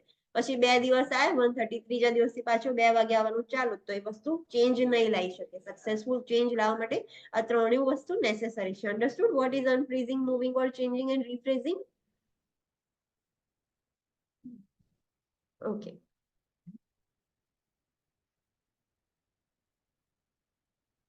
નેક્સ્ટ છે ટાઈપ્સ ઓફ ચેન્જ. કેટલા ટાઈપ્સના ચેન્જ હોય છે? સો ફર્સ્ટ છે પ્લાન્ડ ચેન્જ અને સેકન્ડ છે unplanned change. Planned change means a deliberate effort to improve a situation. કોઈ સિચ્યુએશન ઇમ્પ્રુવ કરવા માટે તમે પહેલેથી પ્લાનિંગ કર્યું છે કે હા આ પ્રોબ્લેમ છે અને અમારે આ ચેન્જ કરવું છે. તમે પ્રોપર એ વસ્તુને પહેલેથી પ્લાન કરી છે, તમે ડિસાઈડ કર્યું છે આ કરવું છે, એક એફર્ટ લગાવ્યો છે. So that is the plan change. અને અનપ્લાન ચેન્જ એટલે તમે કશું પ્લાનિંગ નથી કર્યું. Yes, a reactive response that is required because of disruption. The change is beneficial and may go unnoticed. તમને કશું પ્રોબ્લેમેટિક લાગ્યું ને તો તમારા રિએક્શન જ એવા આવ્યા. તમે ખુદ લેટ છૂટતા હતા ફોર એક્ઝામ્પલ, તો તમને જેવું થયું કે લાય હું વહેલી જઉં. સો તમે એના માટે કશા એફર્ટ્સ નહીં લગાયા. એ જે ચેન્જ થયો છે એ અનનોટિસ છે. તમને જે પ્રોબ્લેમ થયો એ ડિસ્રપ્શનના લીધે તમે ચેન્જ કરી દીધો અને તમને ખબર બી ના પડી કે ચેન્જ આવી ગયો છે, પણ એ બેનિફિટ થયું એ ચેન્જ આવવાથી. તો દેટ ઇઝ અનપ્લાન ચેન્જ. તમે કોઈ પ્લાન નથી કર્યું, એની જાતે જ થઈ ગયું. સો this is the types of change. હવે જે ઇમ્પોર્ટન્ટ ટોપિક છે that is resistance to change. તમને એક્ઝામમાં ચેન્જ રિલેટેડ ક્વેશ્ચન પૂછાશે તો આના બેસિસ પર ક્વેશ્ચન પૂછાશે કે તમે એક ચાર્જ નર્સ છો કે સુપરવાઇઝર છો, નર્સિંગ એક્ઝિક્યુટિવ છો, જે પણ છો, તમારી XYZ પોસ્ટ છે એન્ડ તમે આ ચેન્જ લાયા છો સ્ટાફ મેમ્બર્સ વચ્ચે. 2-3 સ્ટાફ એવા છે કે જે રઝિસ્ટ કરે છે કે હા અમારે આ ચેન્જ નથી કરવું, અમારે આ નથી કરવું, રઝિસ્ટ કરે છે. તો તમે હવે કેવી રીતે ચેન્જ લાવશો? તો એના ક્વેશ્ચન્સ વધારે પૂછાય છે. ચેન્જ શું છે, ટાઈપ શું છે, એ બધું નથી પૂછાતું. રેઝિસ્ટન્સ પર વધારે ક્વેશ્ચન્સ આવે છે. સો what is resistance to change? Resistance means ના પાડે, ચેન્જ કરવાનું એક્સેપ્ટ ના કરે, રઝિસ્ટ કરે.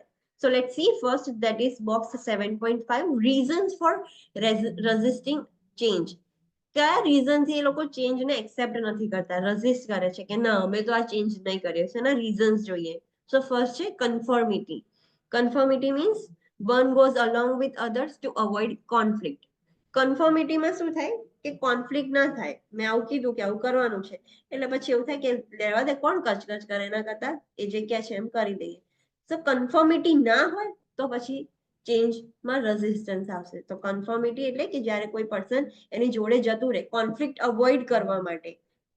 હું કોઈને કહું છું કે આ કરવાનું છે અને ના કરવું હોય પણ તેવું વિચારે કે કોણ કોન્ફ્લિક્ટ કરે, એના કરતા એની જોડે જવા દો. તો that is the conformity. Next છે dissimilar beliefs and values. Differences can impede positive change. હવે ડિસિમિલારિટીઝ અને બિલીફ્સ અને વેલ્યુઝમાં અલગ અલગ ડિસિમિલારિટીઝ જોવા મળે તો એના લીધે પોઝિટિવ ચેન્જ ના આવી શકે. દરેકની વેલ્યુઝ અને બિલીફ અલગ અલગ હોય. તો તમે ચેન્જ લાવવાનું ટ્રાય કરો તો અગર બધામાં અલગ અલગ હશે તો પોઝિટિવ ચેન્જ નહીં આવી શકે. Habit. Habit means routine set behaviors are often hard to change. આપણે નહીં કહેતા કે જે જૂના લોકો હોય ને એ લોકોને નવામાં મોડિફાઈ કરવું બહુ જ હાર્ડ છે. બિકોઝ અમને હેબિટ થઈ ગઈ છે, રૂટીન થઈ ગયું છે. રોજ કલાકની બ્રેક લેવાની, અડધો કલાક હોય તો પણ બીકોઝ એ રૂટીન થઈ ગયું છે. હવે તમારે એમને કહેવાનું હોય કે ના અડધો કલાક જ લેવાની તો એ કરશે બીકોઝ એક બિહેવિયર સેટ થઈ ગયું છે. બહુ હાર્ડ છે એની હેબિટને સુધારવી, that is so difficult. Secondary gains means benefits or payoff are present. So there is no incentive to change. અમુક લોકો એવું વિચારશે કે વહેલું આવવાથી કે વધારે કરવાથી મને તો કશો ફાયદો થવાનો નહીં તો શું કરવા હું ચેન્જ કરું. There is no incentive. Extra કશું ઇન્સેન્ટિવ નથી ચેન્જ થવા માટે. તો કોઈ એવું કરશે જ નહીં, કશું ગેન જ નહીં થતો તો હું આ કેમ કરું. તમને એવું કે અડધો કલાક વહેલું આવવાનું તો તમને એ ઓવર ટાઈમ તો મળવાનો ને, તો તમે એવું જ વિચારશો ને કે હું કેમ વહેલી આવું, હું કેમ વહેલો છું. So that is secondary gains. એના લીધે પણ પોઝિટિવ ચેન્જ ના આવી શકે. Threats to satisfying basic needs. તો એમાં શું છે? So changes may be perceived as a threat to self-esteem, security and survival. અમુક લોકોને એમની સેલ્ફ એસ્ટીમ પર ચોટ લાગે ચેન્જ લાવવાથી. લાઈક એ કોઈ સારી એવી એક ગ્રુપ છે, લાઈક નર્સિસનું ગ્રુપ છે, સો એમાં એક સિનિયર પર્સન હોય, તો તમે કશો એવો ચેન્જ લાયા કે બધા એવું કહેશે કે તમારે મારું જ ફોલો કરવાનું, senior junior all are same.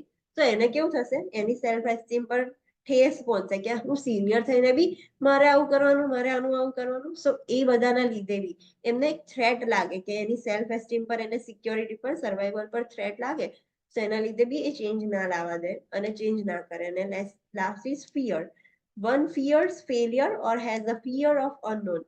બીકની ફેલિયરની ફિયર હોય કે કાલથી એવું કે તમારે આ વસ્તુ કરવાની છે, આ પ્રોસિજર, તો કોઈને એવું લાગે કે હારું મારથી નહીં થાય તો એ વસ્તુ. સો ફિયર ઓફ ફેલિયરના લીધે કાં તો કોઈ બી અનનોન ફિયર હોય તો એના લીધે પણ એ પોઝિટિવ ચેન્જ ના આવી શકે, એ રેઝિસ્ટ કરે ચેન્જને. So these are the reasons: conformity, similar beliefs, values, habits, secondary gains, threats, fear. આ બધી રીઝન છે કે જેના લીધે ચેન્જમાં રેઝિસ્ટન્સ આવે છે. So resistance to change can occur when an individual rejects proposed new ideas without critically thinking about the proposal. જ્યારે એમની આગળ નવા આઈડિયાઝ પ્રપોઝ કરે ને તો વિચાર્યા વગર બસ ડાયરેક્ટ ના જ પાડી દીધી કે ના અમે એ નહીં કરીએ. That is the resistance to change. Common factors causing resistance include lack of understanding regarding the nature of change. Main common factor કેમ છે? રેઝિસ્ટન્સ કેમ કરે? બીકોઝ એમને એવું અન્ડરસ્ટેન્ડિંગ જ નથી કે ચેન્જ કરવાના રીઝન શું છે, કેમ ચેન્જ કર્યું, જે ચેન્જનો નેચર છે એના રિલેટેડ કોઈ અન્ડરસ્ટેન્ડિંગ જ નથી. That's why they are resisting to change. Change requires energy. Change એમને જ ના થાય, એનર્જી જોઈએ. તમારે તમારી હેબિટ, પેલા ન્યૂ યર રિઝોલ્યુશન્સ લેવાના હોય કે કાલથી હું આવું કરીશ, તમે ચેન્જ લો છો તો એનર્જીની બી રિક્વાયરમેન્ટ છે, તમારે વસ્તુ કરવી પડશે, ખાલી બોલવાથી ના થાય. The change process does not guarantee positive outcomes. And it is not like that કે તમે કશું ચેન્જ કર્યું છે તેમાં પોઝિટિવ આઉટકમ્સ આવશે જ. ગેરંટી શું છે? બધા જ સેમ મતલબ કરશે જ, નહીં કરે. સો એમાં કોઈ પોઝિટિવ આઉટકમ નથી. ધેટ્સ વાય રેઝિસ્ટ કરશે બધા અમુક લોકો. ઓવરકમિંગ બેરિયર્સ. હવે રેઝિસ્ટન્સ તો થઈ ગયું છે, તો હવે આ આપણી રિસ્પોન્સિબિલિટી છે કે રેઝિસ્ટન્સ થયું છે તો તમે એ જે બેરિયર છે, રેઝિસ્ટન્સ, એ તમે કેવી રીતે ઓવરકમ કરશો. So create a flexible and adaptable environment. Being a nurse, this is our responsibility કે આપણે એક ફ્લેક્સિબલ અને એડેપ્ટેબલ એન્વાયરમેન્ટ આપીએ, એમને ક્રિએટ કરી આપીએ કે જેથી કરીને એ રેઝિસ્ટ ના કરે અને ચેન્જ એક્સેપ્ટ કરે. Encourage the people involved to the plan and set goals for change. જે લોકો પીપલ અંદર ઇન્વોલ્વ છે એ લોકોને એન્કરેજ કરો, પ્લાનની અંદર ઇન્વોલ્વ થવાના, ચેન્જ માટે ગોલ સેટ કરવાના, એમ બધાને એન્કરેજ કરો કે this is good thing, do this. Include all involve in the plan four change. બધાને અંદર ઇન્ક્લુડ કરવાના, આ ચેન્જ કરવાનો પ્લાન છે, આવી રીતે કરવાનું છે, તો બધાને પૂછીને કરો, બધાને ઇન્ક્લુડ કરીને કરો. Focus on the benefits of change. Change કરવાથી શું બેનિફિટ થશે એના ઉપર ફોકસ કરો, તો તમે એ જે રેઝિસ્ટન્સ છે એને ઓવરકમ કરી શકો. Delineate the drawbacks from failing to make the change in relation to the client care. જે ડ્રોબેક્સ છે એને તમે અત્યારે સાઈડ પર મૂકો. લાઈક તમે આ વસ્તુ કરશો તો આ ડ્રોબેક્સ, દરેક ચેન્જમાં positive, every coin has two sides એવું આપણે કહીએ છીએ ને, તો એના ઉપર વધારે ફોકસ નહીં કરવાનું. તમારે ક્લાયન્ટની કેર પર આમ થશે તેમ થશે, એને થોડુંક ડિલિનેટ કરી દેવાનું. Evaluate the change process on an ongoing basis and keep everyone informed of the progress. તમે ચેન્જ પ્રોસેસ કરી બી દીધી, બધાને કંઈ પણ દીધું, પણ એને ઇવેલ્યુએટ બી કરતા રહો ચેન્જ પ્રોસેસને રેગ્યુલરલી બેસિસ પર, ઓનગોઈંગ બેસિસ પર એને ઇવેલ્યુએટ કરતા રહો કે હા એ ચેન્જનું સારું આઉટકમ આવે છે કે નહીં, અને બધાને ઇન્ફોર્મ કરો પ્રોગ્રેસનું કે લાઈક જો આપણે આ ચેન્જ કર્યું તો કેવું પ્રોગ્રેસ થયું છે, એવી રીતે ઇન્ફોર્મ પણ કરો બધાને. Provide positive feedback to all involve, જે લોકો અંદર ઇન્વોલ્વ હતા ચેન્જમાં કે હા હવે આપણે આ કરીશું, સો બધાને પોઝિટિવ ફીડબેક આપો કે જો તમે આ કર્યું દેટ ઇઝ ગુડ થિંગ, કાલથી તમે વહેલા આવી ગયા દેટ ઇઝ નાઇસ, તો એમને પોઝિટિવ ફીડબેક આપવાની. Commit to the time it tax to change. હા, એવું નથી કે તમે ચેન્જનું આજથી વિચાર્યું તો કાલથી બધા જ સ્ટાફ ટાઈમ ટુ ટાઈમ આવી જશે, ક્યારેય લેટ નહીં થાય, દેટ ઇઝ નોટ પોસિબલ. એને થોડોક ટાઈમ લાગશે. સો એ ટાઈમને કમિટમેન્ટ રહેવાનું. તમે કશે ન્યૂ હેબિટ ડેવલપ કરવાની હોય, કોઈ પણ હેબિટ ચેન્જ કરતા 21 ડેઝનો ટાઈમ લાગે, so you have to be patience કે એને ટાઈમ લાગશે, તો એને કમિટેડ રહેવાનું. તો this is all about change. Change related કેવા ક્વેશ્ચન્સ આવશે, હું તમને એની ટ્રીક આપી દઉં. તમને કોઈ એક્ઝામમાં સિનારીઓ પૂછ્યો છે કે you are doing or planning for this change, so એ પર્સન છે, એ નર્સ છે, એ ના પાડે છે કે ધીસ ઇઝ નોટ પોસિબલ, એક ઇન્ડિવિજ્યુઅલ એ રજિસ્ટ કરે છે, તો તમે શું કરશો? What is your first step? So always આપણો ફર્સ્ટ સ્ટેપ શું હોવું જોઈએ? એને પૂછવાનું why you are resisting this change. પહેલો સ્ટેપ તમારો એ જ હોવો જોઈએ. કોઈ પણ ચેન્જ રિલેટેડ ક્વેશ્ચન પૂછાય તો તમારે પહેલો ક્વેશ્ચન એ કરવાનો કે કેમ ચેન્જ નથી કરવો, એક્સપ્લોર કરવાનું કે why he or she is resisting to change. એ વસ્તુ પહેલા એક્સપ્લોર કરવાની. ઓપ્શનમાં એ ઓપ્શન એ અગર દેખાય તો પહેલા એ સિલેક્ટ કરવાનું. અગર એ નથી, સો તમારે એના ટ્વિસ્ટ કરેલા બીજા બધા રીઝન્સ હશે કે તમે એને પૂછો કેમ, એનું આઈડેન્ટિફાઈ કરો કે why she. So in short તમે ઇનડાયરેક્ટલી એક્સપ્લોર કરો છો, ચેન્જ છે, ઇન્ફોર્મેશન લો છો, અને પછી એને એક્સપ્લેન કરો, પર્સનલી એને સમજાવો કે જો આ ચેન્જ કરવાથી આ થશે, try, give it a try, એવું પોલાઇટલી સમજાવો. ચેન્જ રિલેટેડ જે ક્વેશ્ચન્સ આવશે ને ઓલવેઝ રેઝિસ્ટન્સ રિલેટેડ જ આવશે કે તમે આ ચેન્જ લાવવા માંગો છો ને આ પર્સન રેઝિસ્ટ કરે છે, તો તમે કેવી રીતે ઓવરકમ કરશો? સો ઓવરકમ ને બધા મેથડ્સ હતા. તો પહેલું તો શું કરવાનું કે કેમ એને રેઝિસ્ટ કરવું છે, તમે રીઝન આઈડેન્ટિફાઈ કરશો તો એ રીઝનનું તમે સોલ્યુશન આપી શકો ને. સો પહેલા તમારે રીઝન આઈડેન્ટિફાઈ કરવાનું. રીઝન આઈડેન્ટિફાઈ થઈ જાય તો એને તમે એ રિલેટેડ સોલ્યુશન આપી શકો છો કે લુક ધીસ ઇઝ, તમારે આ પ્રોબ્લેમ છે તો એના માટે આ થઈ શકે છે. ઓપ્શન્સમાં આપેલા જ હશે, તમારે ઓપ્શન્સમાંથી રિલેટ કરવાનું છે કે કયું એનું સોલ્યુશન છે, તો તમારે એવી રીતે સોલ્વ કરવાનું આનો ક્વેશ્ચન. અન્ડરસ્ટેન્ડ? ઓનલાઈન સ્ટુડન્ટ ખબર પડી કે ચેન્જ રિલેટેડ ક્વેશ્ચન્સ કેવી રીતે સોલ્વ કરવાના? જ્યારે તમે પ્રેક્ટિસ કરશો ત્યારે તમે એ ક્વેશ્ચનને કાઉન્ટર કરશો ત્યારે તમને ખબર પડશે કે હા this is how I have to solve the question from change. Change related ગમે તે ટોપિકમાંથી ક્વેશ્ચન્સ આવે આવી રીતે સોલ્વ કરવાનું છે. ખબર પડે છે? Yes. Yes ma'am. Okay, next topic is conflict. What is conflict?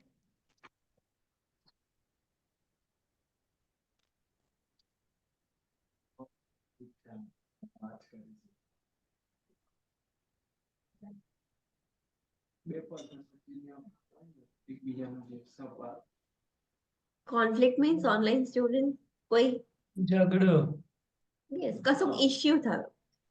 For example તમારી ને મારી વચ્ચે કશો કોન્ફ્લિક્ટ થયો છે, હવે આપણું નથી બનતું, તો દેટ ઇઝ ધ કોન્ફ્લિક્ટ. કશાક ઇશ્યુ થયા છે, બંને વચ્ચે કશું થયું છે. So let's see about conflict. A conflict is an internal or external friction that arises from a perception of incompatibility or difference in belief, attitude, values, goals, priorities, decisions. બે person વચ્ચે conflict ક્યારે થાય? એ જ્યારે person હોય એ બંને વચ્ચે કમ્પેટિબિલિટી ના હોય, બંનેની બિલીફ્સ અલગ અલગ હોય, એક આવું વિચારતું હોય, એક ઉત્તર હોય તો એક દક્ષિણ હોય, લાઈક ત્યારે બંને વચ્ચે કોન્ફ્લિક્ટ થાય ને બીકોઝ એ બંને કમ્પેટિબલ જ નથી. એટીટ્યુડ્સમાં ડિફરન્સીસ હોય, વેલ્યુઝમાં, ગોલ્સમાં, પ્રાયોરિટીઝમાં બી ડિફરન્સીસ હોય, ડિસિઝન્સમાં બી ડિફરન્સીસ હોય, ત્યારે કોન્ફ્લિક્ટ અરાઇઝ થાય. ટાઈપ્સ ઓફ કોન્ફ્લિક્ટ આપણે જોઈએ તો ફર્સ્ટ છે ઇન્ટ્રાપર્સનલ કોન્ફ્લિક્ટ. ઇન્ટ્રાપર્સનલ એટલે કોઈ બીજા ઇન્ટરપર્સનલ નહીં, ઇન્ટ્રાપર્સનલ. કોઈ બીજા જોડે આ સોરી, વિધિનો પર્સન એના પોતાના પોતાની વસ્તુ પોતાની સાથે જ કોન્ફ્લિક્ટ થાય એ પોતાની સાથે થાય એટલે જ્યારે તમારી કશીક મોરલ ઇન્જરી બ્રેક થાય ને ત્યારે તમારી પોતાની સાથે કોન્ફ્લિક્ટ થઈ જાય. તમે વસ્તુ બિલીવ નતા કરતા ને તોય તમારે કરવું પડ્યું તો તમને પોતાના જ ઉપર કોન્ફ્લિક્ટ તમારે પોતાની પર જોડે જ કોન્ફ્લિક્ટ થઈ જાય. દેટ ઇઝ ધ ઇન્ટ્રાપર્સનલ કે વિધિન અ પર્સન એના અંદર જ કોન્ફ્લિક્ટ થઈ ગયા. ઇન્ટરપર્સનલ મીન્સ એક બે પર્સનની વચ્ચે થયું. સો એ ક્લાયન્ટ પણ હોઈ શકે, બીજા નર્સ પણ હોઈ શકે, બીજા સ્ટાફ મેમ્બર્સ, કોઈ પણ XYZ પર્સન હોઈ શકે. So occurs between among the clients, કોઈ બે ક્લાયન્ટ વચ્ચે પણ હોઈ શકે, બે નર્સિસ વચ્ચે પણ હોઈ શકે, નર્સ ક્લાયન્ટ વચ્ચે પણ હોઈ શકે, સ્ટાફ મેમ્બર્સ, કોઈ પણ બે પર્સનની વચ્ચે કોન્ફ્લિક્ટ થાય. That is the interpersonal conflict. Organisational conflict means what?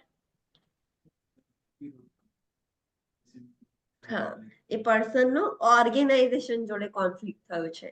કોઈ પેશન્ટ, કોઈ સ્ટાફ મેમ્બર એની જોડે નહીં, જે ઓર્ગેનાઇઝેશન છે એની જોડે જ કોન્ફ્લિક્ટ થયો છે.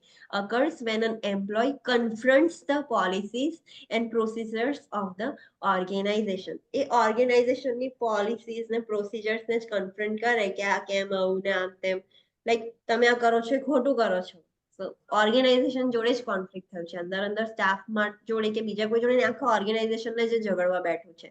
So that is the organizational conflict. So these are the types of conflicts. Modes of conflict resolution. કેવી રીતે કોન્ફ્લિક્ટ્સ બધા રિઝોલ્વ કરે? દરેક પર્સનની લાઈફમાં કોઈક ના કોઈક જોડે, ફ્રેન્ડ્સ જોડે, ફેમિલીઝ જોડે ક્યારેક કોન્ફ્લિક્ટ્સ તો થયા જ હશે. તો આમાં બતાવે છે કે કોન્ફ્લિક્ટ્સ કેવી રીતે રિઝોલ્વ કરે છે. એના મોડ શું છે? તો ફર્સ્ટ છે avoidance. What is avoidance? Ignore કરે. અવોઇડ જ કરી લેવાનું. Yes. So avoiders are unassertive and uncooperative. જે અવોઇડન્સ હોય છે, જે અવોઇડ કરે એને અવોઇડર્સ કહેવાય. સો એ અવોઇડર હોય એ એકદમ અનઅસર્ટિવ હોય અને અનકોઓપરેટિવ હોય. એ કોઓપરેટ ના કરે, એ બધું અવોઇડ જ કરે. જે કરવું હોય કરો, જે થવું હોય થાય, લાઈક એવી રીતે. Avoiders do not pursue their own needs, goals or concerns, and they do not assist others to pursue their. જે અવોઇડર્સ હોય ને, અવોઇડર્સ મેન્ટાલિટી વાળા, જે કોન્ફ્લિક્ટ્સ ને રિઝોલ્વ કરવા માટે અવોઇડન્સ યુઝ કરે, તો એ પોતાની બી ગોલ્સ ને નીડ્સ પર ફોકસ ના કરે. કશું થયું છે, તેલ વાળું થયું, મારે આમાં પડવું નહીં, મારે કશું કરવું નહીં, એ પોતાની ગોલ્સ ને નીડ્સ પર બી ના કરે અને બીજાને હેલ્પ પણ ના કરે. ચલો બીજાને કશું કેવું થયું છે તો હું તને હેલ્પ કરું આમાંથી નીકળવા માટે. એને કોન્ફ્લિક્ટ્સમાં પડવું જ નહીં, પ્રોબ્લેમ્સમાં પડવું જ નહીં. એટલે એ અવોઇડ જ કરશે.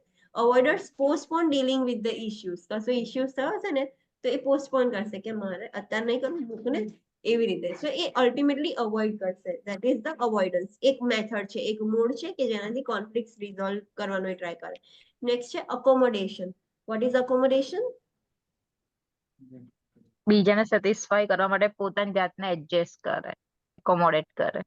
ઓકે, સો હા, કાઇન્ડ ઓફ એડજસ્ટમેન્ટ આપણે કહી શકીએ. તો લેટ્સ સી. તો અકોમોડેટર્સ neglect their own needs and goals or concerns, that is unassertive, while trying to satisfy those of others. બે જણ વચ્ચે કોન્ફ્લિક્ટ થયો છે, બે જણ વચ્ચે ઝઘડો થયો છે.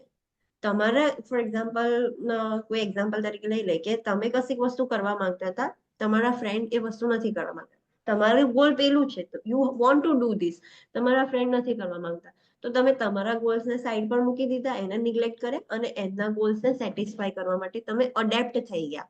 તો દેટ ઇઝ અકોમોડેશન. કે પોતાના ગોલ્સને સાઈડ પર મૂકીને તમે બીજાને ગોલ્સને સેટિસ્ફાય કરો છો. સો તમારા વચ્ચે કોન્ફ્લિક્ટ તો રિઝોલ્વ થઈ જશે એવી રીતેથી. તો આ મેથડ યુઝ કરીને કોન્ફ્લિક્ટ રિઝોલ્યુશન કરશે. Accommodators obey and serve others and often feel resentment and disappointment because they get nothing in return. Accommodators વાળા જે હોય ને એ શું હોય, બીજા માટે સર્વ કરે, બીજાને ઓબે કરે અને બદલામાં એમને કશું ના મળે. સો ડિસઅપોઇન્ટમેન્ટ ફીલ થાય કે તમે બીજા, જ્યારે પણ કોન્ફ્લિક્ટ થાય સામેવાળાના તમે કરો છો પણ તમારો વારો આવે ત્યારે એવું કશું થતું નથી. So this is the method કે જેનાથી કોન્ફ્લિક્ટ રિઝોલ્વ થાય. કોમ્પિટિશન. કોમ્પિટિશનમાં શું કરવાનું હોય? સો competitors pursue their own need and goals at the expense of other. એનો મતલબ બીજાનું જે થવું હોય થાય, મારો ગોલ તો ફૂલફિલ થવો જોઈએ. I want this, another person want this. એનું તેલ વાળું થયું, એનું જે થવું હોય થાય, મારો ગોલ ફૂલફિલ થવો જોઈએ at any cost, at any expense of other. એ કોઈ એ વસ્તુ ના જોવે, એ બાય હુક ઓર ક્રૂક એનો ગોલ સેટિસ્ફાય કરશે. તો એ રીતે કોન્ફ્લિક્ટ રિઝોલ્વ કરશે, દેટ ઇઝ ધ કોમ્પિટિશન. તો જે competitors also may stand for rights and defend important principles. અને જે કોમ્પિટિટર્સ વાળા હશે ને એ એમના રાઇટનો સ્ટેન્ડ લેશે, ડિફેન્ડ કરશે જે પ્રિન્સિપલ છે કે ના ધીસ ઇઝ માય રાઇટ અને આવી રીતે જ થશે. સો એ ડિફેન્ડિવ એક ફાઇટ વાળા કાઇન્ડ ઓફ કહેવાય કે જે થાય મારે મારું આ કરવાનું જ છે. અને કોમ્પ્રોમાઇઝ મીન્સ કોમ્પ્રોમાઇઝ કરી લે અને રિઝોલ્વ કરે. સો કોમ્પ્રોમાઇઝર્સ આર અસર્ટિવ એન્ડ કોઓપરેટિવ. એકદમ અસર્ટિવ હોય અને કોઓપરેટિવ પણ હોય.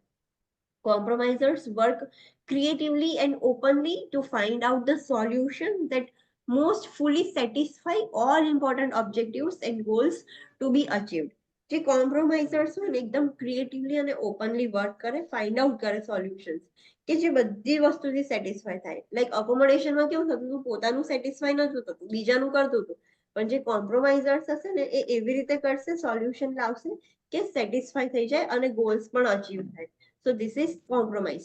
So avoidance, accommodation, competition અને compromise કરીને તમે conflicts resolve કરી શકો છો. These are the modes to resolve the conflicts. Next છે role of healthcare team members. તો healthcare team members એટલે એક ટીમ છે એની અંદર કોણ હોય, નર્સ હોય, PHCP હોય, સોશિયલ વર્કર હોય, ફિઝિયોથેરાપિસ્ટ હોય, લેબ ટેકનિશિયન હોય, ફાર્માસિસ્ટ હોય. So these are the healthcare team members જેની અંદર બધા બહુ જ હેલ્થકેર પર્સનલ હોય. તો એમના રોલ્સ શું છે એ સ્ટડી કરવાનું છે. So let study first the nurse's roles are as follow. તો નર્સનો રોલ શું છે? તો it promotes the health and prevent the disease. આપણું કામ શું છે? હેલ્થને પ્રમોટ કરવાનું અને ડિઝીઝને પ્રિવેન્ટ કરવાનું, કોઈ ડિઝીઝ ના થાય એનું ધ્યાન રાખવાનું. Provide comfort and care to the client. ક્લાયન્ટને કમ્ફર્ટ આપવાનું છે અને ક્લાયન્ટને કેર આપવાનું કામ છે. ડિસિઝન લેવાનું કામ છે આપણું કે કશીક સિચ્યુએશન થઈ તો what you will do. Act as an client advocate. Client advocate તરીકે વર્ક કરવાનું આપણું કામ છે. Lead and manage the nursing team. Recognise the contribution of all team members. આપણે લીડ કરવાનું છે, મેનેજ કરવાનું છે. એટલે લીડર અને મેનેજર બનીને કામ કરવાનું છે અને રેકોગ્નાઇઝ કરવાનું છે કે બધા ટીમ મેમ્બર્સ અંદર કન્ટ્રીબ્યુટ કરે છે ને. એક જણ પેલું ગ્રુપ પ્રોજેક્ટ આપે તો કેવું હોય, એક જણ કામ કર્યા કરે અને 3 જણ બેસી જ રહે, કન્ટ્રીબ્યુશન ના હોય. તો એ પણ ધ્યાન રાખવાનું, રેકોગ્નાઇઝ કરવાનું. સર્વ as a case manager. Case manager તરીકે સર્વ કરવાનું પણ આપણું કામ છે. એટલે એડમિશન થી લઈને ડિસ્ચાર્જ લઈને ફોલોઅપ સુધી પેશન્ટનું બધી જ અપ ટુ ડેટ આપણે ધ્યાન રાખવાનું. કમ્યુનિકેટ ઇફેક્ટિવલી કમ્યુનિકેટ કરવાનું છે. We have to educate.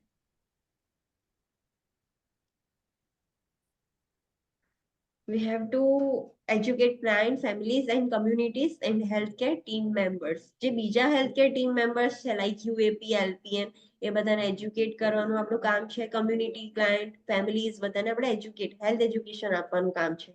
તો આપણને સ્કૂલમાં જ, નર્સિંગ કોલેજીસમાં જ શીખવાડે છે health education. Act as a resource person. આપણે રિસોર્સ પર્સન તરીકે એક્ટ કરવાનું છે. રિસોર્સ પર્સન તરીકે એટલે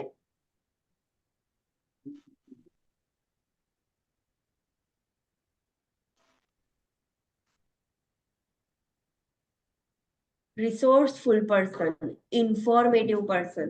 તમારી જોડે ઇન્ફોર્મેશનનો ભંડાર હોવો જોઈએ. એક રિસોર્સ પર્સન તરીકે વર્ક કરવાનું છે તો તમે બીજાને ઇન્ફોર્મેશન આપી શકો ને. Allocate resources in a cost effective manner.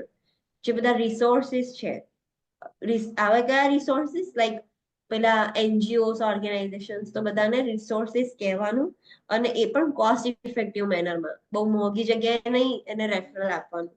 Ensure client centre care. Client centre care આપણે આપવાની છે. Recognise on limitation and seek help as needed. આપણી પોતાની જ્યાં લિમિટેશન હોય એ પણ રેકોગ્નાઇઝ કરવાની કે હા તમે આ વસ્તુ નથી કરી શકતા તો નથી જ કરી શકતા. બધી વસ્તુ તમારે કરવી એ જરૂરી નથી અને જ્યાં જરૂર પડે ત્યાં હેલ્પ પણ લેવાની. આપણી લિમિટેશન્સ આપણને ખબર હોવી જોઈએ. Work effectively in interprofessional teams. Interprofessional team એટલે બધા બહુ લોકો હશે અંદર. PHCP, બીજા સર્જન, ફાર્માસિસ્ટ, તો બધાની જોડે રહીને આપણે ઇફેક્ટિવલી વર્ક કરવાનું છે.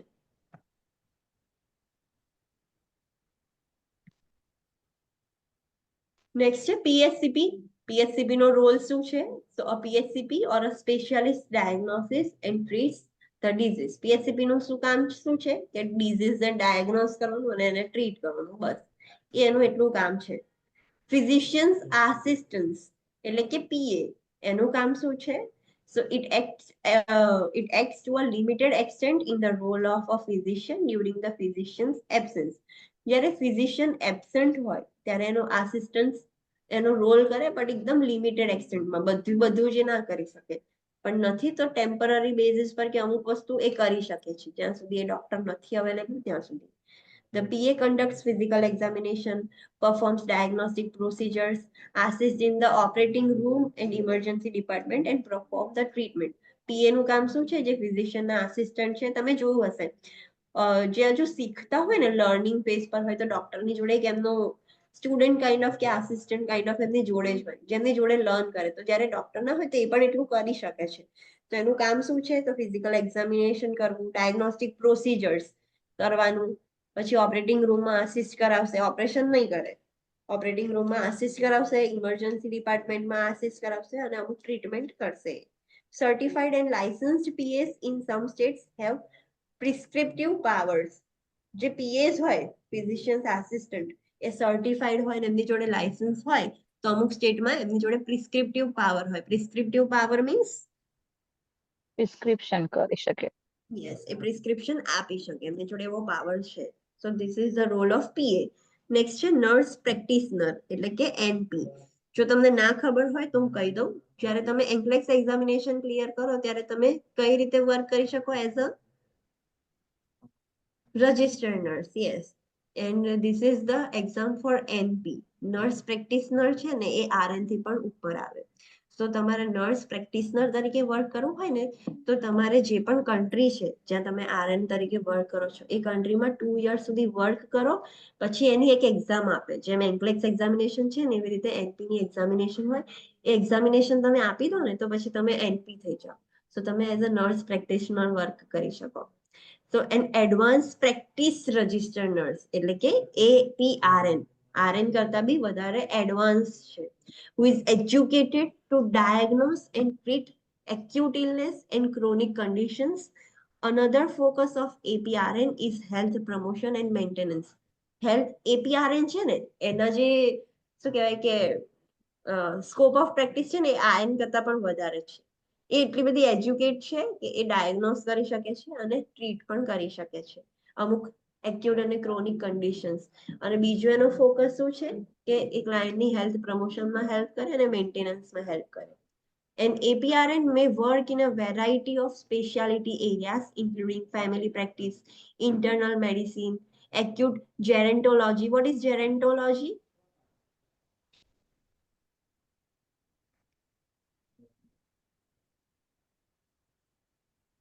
What is gerontology? APRN છે ને અમુક સ્પેશિયાલિટી ફિલ્ડ હોય ને એમાં વર્ક કરી શકે લાઈક ફેમિલી પ્રેક્ટિસમાં એ વર્ક કરી શકે છે ઇન્ટરનલ મેડિસિનમાં એ વર્ક કરી શકે છે એક્યુટ જેરેન્ટોલોજીમાં વર્ક કરી શકે છે વિમેન હેલ્થ ઓર ઓબીજીસ એટલે કે સ્પેસિફિક મેટર્નિટી વાળી જે ફિલ્ડ હોય એમાં પણ એ વર્ક કરી શકે છે એક્યુટ કેરમાં પીડિયાટ્રિકમાં અને બધા speciality areas like specific cardiovascular nervous system Rinal system એવી રીતે એક સ્પેસિફિક એરિયામાં એ વર્ક કરી શકે છે. But what is gerontology? Old people. Yes old people related હોય ને તો એમાં એ વર્ક કરી શકે છે કે જેમાં ઓલ્ડ એજ પર્સનના પ્રોબ્લેમ્સ હોય એ લોકોના ડિઝીઝ હોય ધીસ ઇઝ અબાઉટ જીરિયાટ્રિક પેશન્ટ્સ. સો એમાં પણ એ સ્પેશિયાલિટી છે જીરિયાટ્રિક્સ એક સ્પેશિયાલિટી છે તો એમાં પણ એ વર્ક કરી શકે છે. APRN have an independent practice authority in most states. અમુક સ્ટેટ્સમાં તો APRN ને ઇન્ડિપેન્ડન્ટ પ્રેક્ટિસ છે એની ઉપર કોઈ હોય નહીં લાઈક તમે જે કહેશો એ જ થશે એમની જોડે ઇન્ડિપેન્ડન્ટ પ્રેક્ટિસ કરવાની ઓથોરિટી છે અમુક સ્ટેટ્સમાં. Some states require APRNs to have a collaborative agreement with an agency or physician group.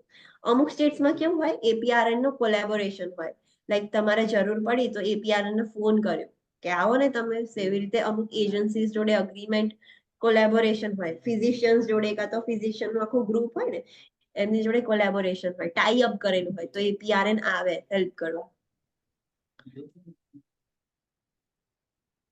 Next છે ફિઝિકલ થેરાપિસ્ટ. ફિઝિકલ થેરાપિસ્ટ એટલે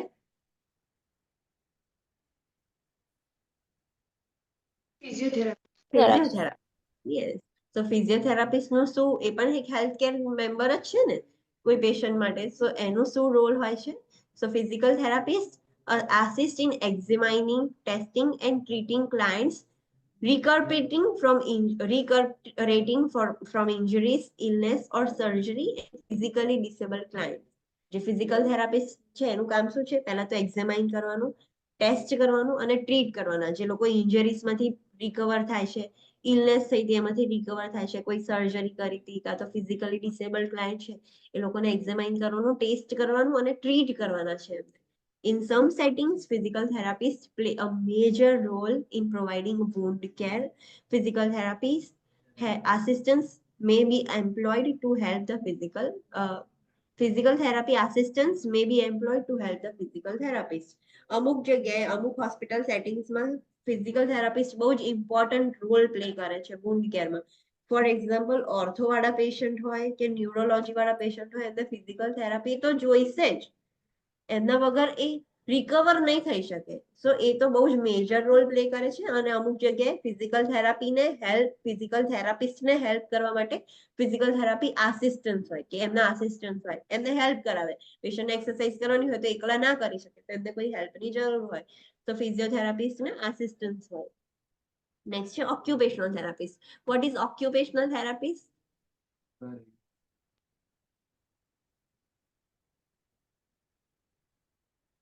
There is a basic difference.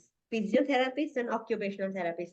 OT પણ એક કોર્સ છે, લાઈક ફિઝિયોથેરાપી નો course હોય છે એવી રીતે ઓક્યુપેશનલ થેરાપિસ્ટ નો પણ 4 years નો કોર્સ હોય છે. જે સ્ટડી કરો પછી તમે ઓક્યુપેશનલ થેરાપિસ્ટ બની શકો. સો વોટ ઇઝ ઓક્યુપેશનલ થેરાપિસ્ટ?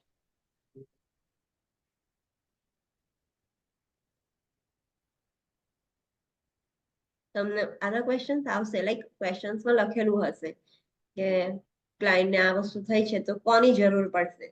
તો ક્લાયન્ટના નીડ અકોર્ડિંગ તમને ખબર હોવી જોઈએ કે આને ફિઝિકલ થેરાપિસ્ટની જરૂર છે કે ઓક્યુપેશનલ થેરાપિસ્ટની જરૂર છે, સ્પીચ થેરાપિસ્ટની.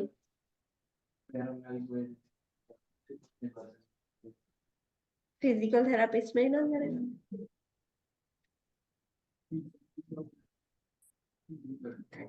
ચલો please someone tell me what is the occupational therapist? એ શું કરે?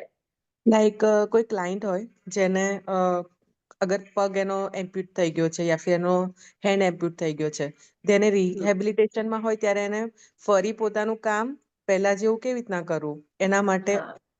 આની જરૂર પડે છે. યસ. ફિઝિયોથેરાપિસ્ટ નું કામ શું છે કે એ વસ્તુ એક્સરસાઇઝ કરાવશે. લાઈક જેમ અમને એક્ઝામ્પલ આપ્યું કે એક પર્સન છે જેનો પગ કપાઈ ગયો છે, એમ્પ્યુટેશન કર્યું છે.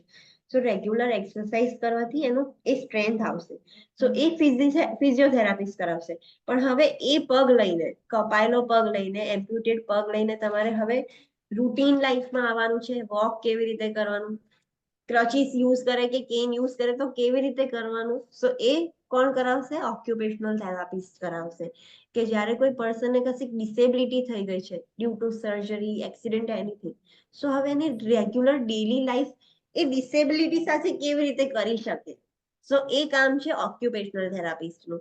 એ વસ્તુ કરાવશે. And occupational therapist develops adaptive devices that helps chronically ill client or client with a disability to perform activities of daily living. Occupational therapist શું કરશે? adaptive devices develop કરશે. લાઈક તમને આ વસ્તુ કપાઈ ગઈ છે, પગ કપાઈ ગયો છે, તો તમે પેલા આ પ્રોસેસીસ લેગ યુઝ કરી શકો છો, ક્રચીસ યુઝ કરી શકો છો, એ બધા યુઝ કરી શકો છો અને તમારી ડેલી લિવિંગની જે એક્ટિવિટીઝ છે એ કેરી આઉટ કરી શકો છો. The focus is on coordination retraining. એનો ફોકસ શું છે કે હવે પાછું એને કોઓર્ડિનેટેડ રીટ્રેનિંગ કરવું છે કે પેશન્ટ અને ઓક્યુપેશનલ થેરાપિસ્ટ ભેગા થઈને એ પેશન્ટને રિહેબિલિટેટ કરશે, પાછું બેક ટુ નોર્મલ લાઈફ લાવવાનું ફોકસ છે.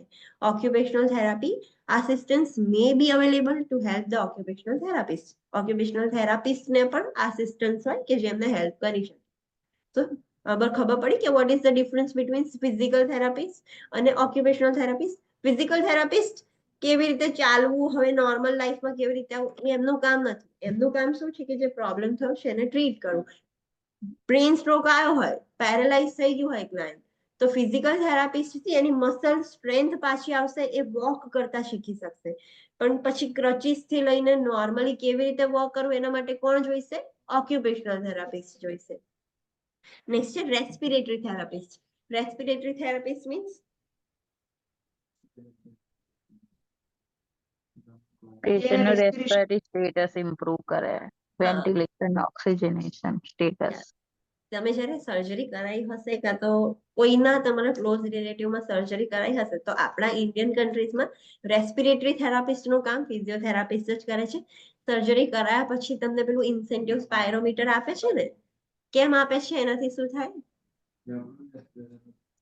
બીકોઝ જ્યારે આપણને સર્જરી વખતે ઇન્ક્યુબેટ કર્યા હોય ત્યારે આપણે વેન્ટિલેટર પર હોય, આપણા લંગ્સ કોલેપ્સ થઈ ગયા હોય તો ઇન્સેન્ટિવ સ્પાયરોમેટ્રીથી આપણું રેસ્પિરેશન ઇમ્પ્રુવ થાય. તો એ કામ છે રેસ્પિરેટરી થેરાપિસ્ટનું.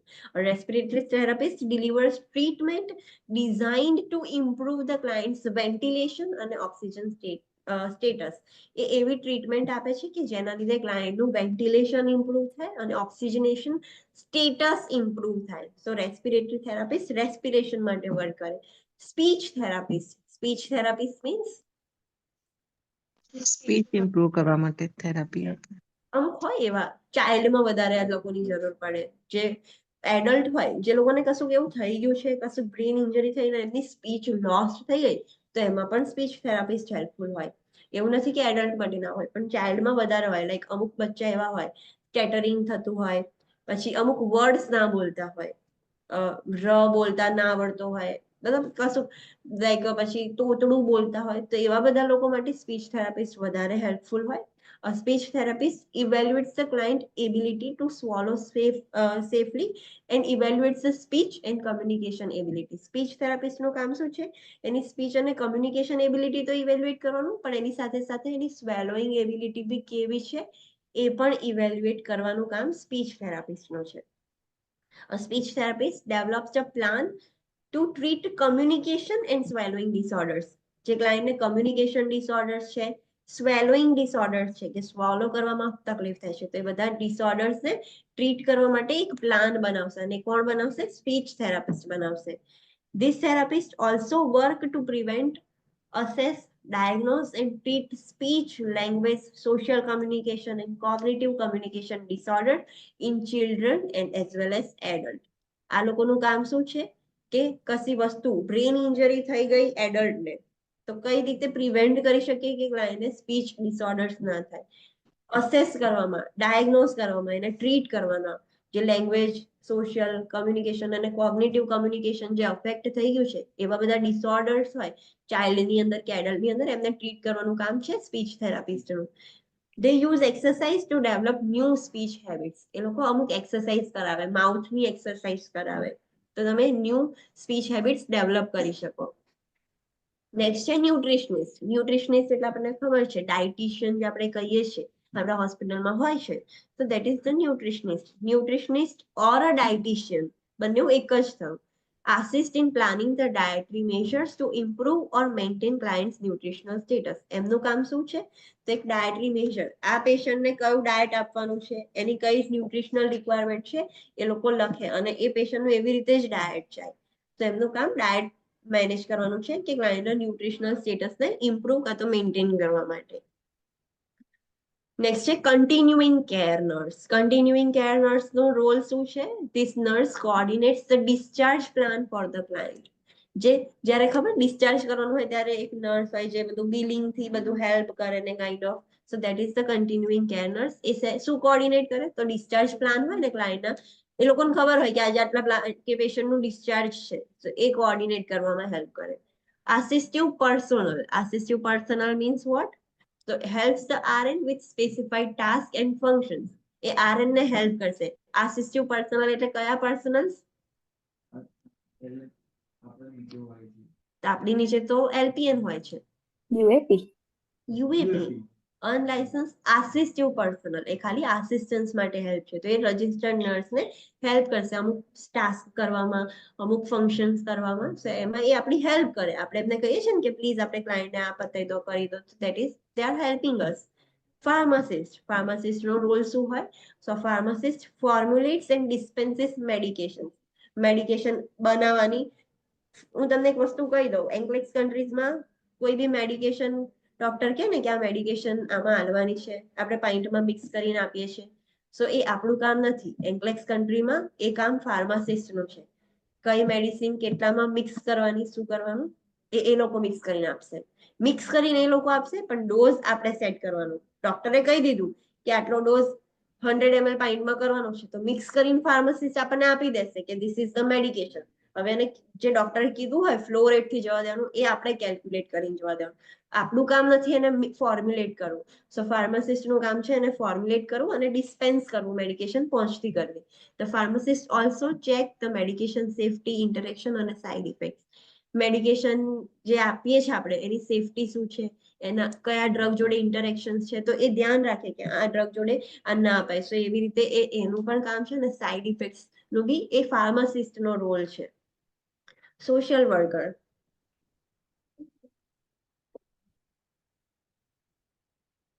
સો સોશિયલ વર્કર નું કામ શું છે?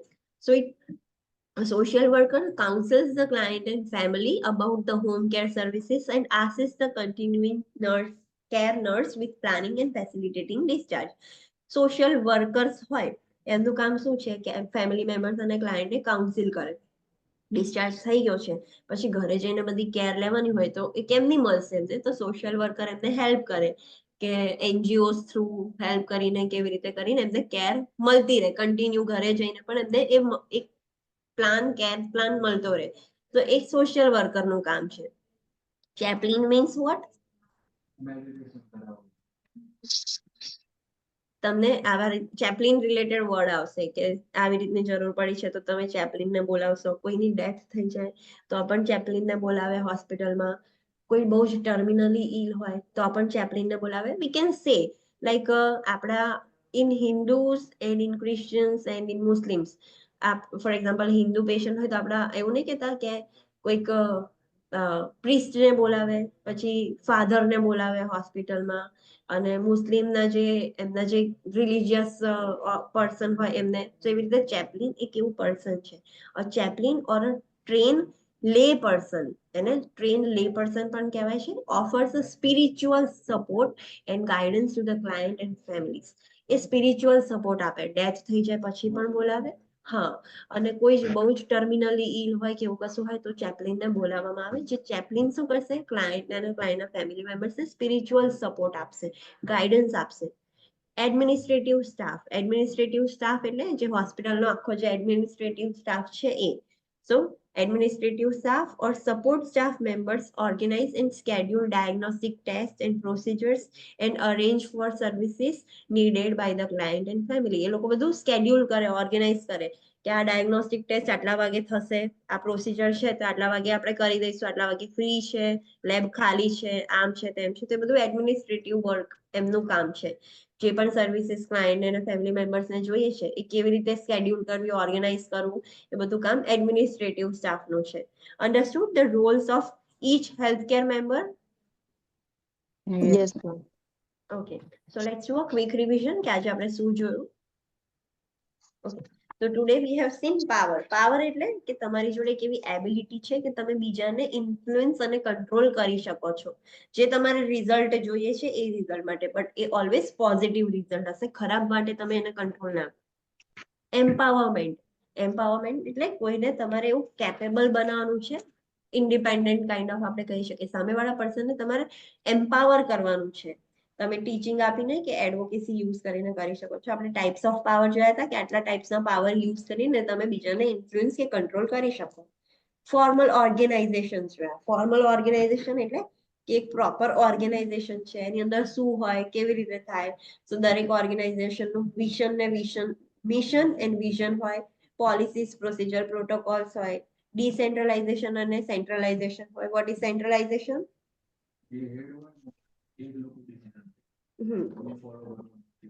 અને વોટ ઇઝ ડિસેન્ટ્રલાઇઝેશન?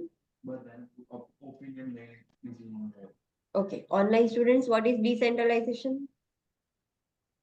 મતલબ બીજા એમાં બધા ઓર્ગેનાઇઝેશન નિયમ કોઈ પ્રોટોકોલ બનાવે, ડાયરેક્ટ અનાઉન્સ કરે. ડિસેન્ટ્રલાઇઝેશનમાં ના, ના, એ ડિસેન્ટ્રલાઇઝેશનમાં બધાને ઇન્ક્લુડ કરે. હા, અને સેન્ટ્રલાઇઝેશનમાં એક ઓથોરિટી રૂલ્સ બનાવીને કમ્યુનિકેટ કરી દે કે હા હવે આ કરવાનું છે, એમ્પ્લોઈઝને ખાલી ઇન્ફોર્મ કરી દે. સો આપણે ફોર્મલ ઓર્ગેનાઇઝેશન્સમાં આ બધું જોયું હતું. ધ ઇમ્પોર્ટન્ટ પોઈન્ટ ઇઝ કે તમે જે પણ એજન્સીમાં વર્ક કરો છો, એજન્સી પોલિસીસ, પ્રોસિજર્સ અને પ્રોટોકોલ્સ તમારે ફોલો કરવાના હોય. તમે ફોલો ના કરો તો you will be held liable. Yes. તેને આપણે એવિડન્સ બેઝ પ્રેક્ટિસ જોયું. એવિડન્સ બેઝ પ્રેક્ટિસ મીન્સ કે એ કશીક એવી રિસર્ચ થઈ છે એના ઉપર અને એના પરથી આપણને એવિડન્સ મળ્યા છે કે આ પ્રેક્ટિસ છે એ ઇફેક્ટિવ છે ક્વોલિટી કેર આપવામાં. તો આપણે એ બધી પ્રેક્ટિસીસ યુઝ કરીએ છીએ. એના લેવલ્સ હતા જે ઇમ્પોર્ટન્ટ નથી. ધ ઇમ્પોર્ટન્ટ થિંગ ઇઝ કે એવિડન્સ બેઝ પ્રેક્ટિસ એ શું કહેવાય બહુ જ ઇમ્પોર્ટન્ટ છે આપણા નર્સિંગ એસ્પેક્ટ્સમાં, આપણે પ્રોવાઈડ કરવામાં, ફૂલફિલ કરવામાં, અને નર્સને અલર્ટ રહેવાનું. જે બી ક્લિનિકલ ઇશ્યુઝ થતા હોય એના રિલેટેડ અલર્ટ રહેવાનું અને ઇન્વેસ્ટિગેટ કરવાનું કે આ કેમ થયું છે, આ પ્રોબ્લેમ થયું છે, તો હવે એના ઉપર શું રિસર્ચ કરીને એનું સોલ્યુશન લાવી શકીએ, શું એવી રીતે ઇમ્પ્રુવ કરી શકીએ, એ બધું એને ધ્યાન રાખવાનું. Then we have seen quality improvement. Quality improvement means yes, કશી ક્વોલિટી એટલે કઈ ક્વોલિટીની આપણે વાત કરીએ છીએ? પેશન્ટની કેરની ક્વોલિટી. યસ, તો તમારે એ ઇમ્પ્રુવ કરવાની છે. જે પ્રોસેસ છે that is quality improvement process. એના બધા અલગ અલગ નામ બી આપણે જોયા હતા. પછી એમાં ઓડિટ થાય. ક્વોલિટી છે એ કેવી રીતે ચેક થશે? તો એમાં ઓડિટ થાય. તો ફર્સ્ટ રેટ્રોસ્પેક્ટિવ ઓડિટર. તો what is retrospective audit? Patient discharge થઈ જાય પછી એના પાછળના જે ડોક્યુમેન્ટ છે એ આપણે ચેક ઓડિટ થાય. પેશન્ટ ડિસ્ચાર્જ થઈ ગયું છે ને પછી એનો મેડિકલ રેકોર્ડ ચેક થાય. કેવી રીતે ટ્રીટમેન્ટ આપી, શું થયું, બધું એ બધું ઓડિટ થાય. So that is the retrospective audit. Concurrent audit means at the same time patient એ ટાઈમે જ આપણે ચેક પેશન્ટ એડમિટેડ જ છે, હોસ્પિટલમાં છે ને તમે ઓડિટ કરો છો કે એને અત્યારે હાલ કેવી કેર મળે છે. જશે પછી બરાબર, પણ અત્યારે હાલ કેવી કેર મળે છે એ. પિયર રિવ્યુ એટલે જે કલીગ્સ હોય પછી હોસ્પિટલમાં વર્ક કરતા હોય જોડે યસ એમના જોડેથી એમના રિવ્યુ. જોડેથી રિવ્યુ લે. યસ, કોલિગ્સ કે કોવર્કર્સ હોય એમના જોડેથી રિવ્યુ લઈને ઇવેલ્યુએટ કરે કે કેવી કેર ડિલિવર થાય છે. So this is all. Important point means of quality improvement is the quality improvement process involves the quality of care of delivery to the client and safety of healthcare agency. Quality improvement થી શું થાય છે? ક્લાયન્ટની quality care પણ improve થાય છે અને હોસ્પિટલની safety પણ ઇમ્પ્રુવ થાય છે. Change process. ચેન્જ પ્રોસેસ એટલે કશું નવું ચેન્જ લાવવો છે. એ જે પ્રોસેસ છે કશું બિહેવિયરમાં ચેન્જ લાવવા માટે, ઓલ્ટરેશન લાવવા માટે જે તમે વસ્તુ યુઝ કરો છો that is the change process. એના 3 ફેઝિસ હતા. કયો ફેઝ હતો?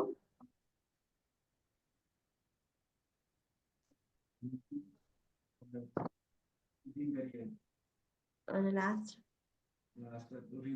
online students, what are the phases for change process?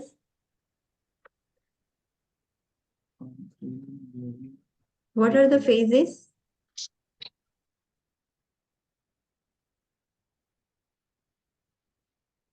Online students, am I audible? Unfreezing, moving and refreezing.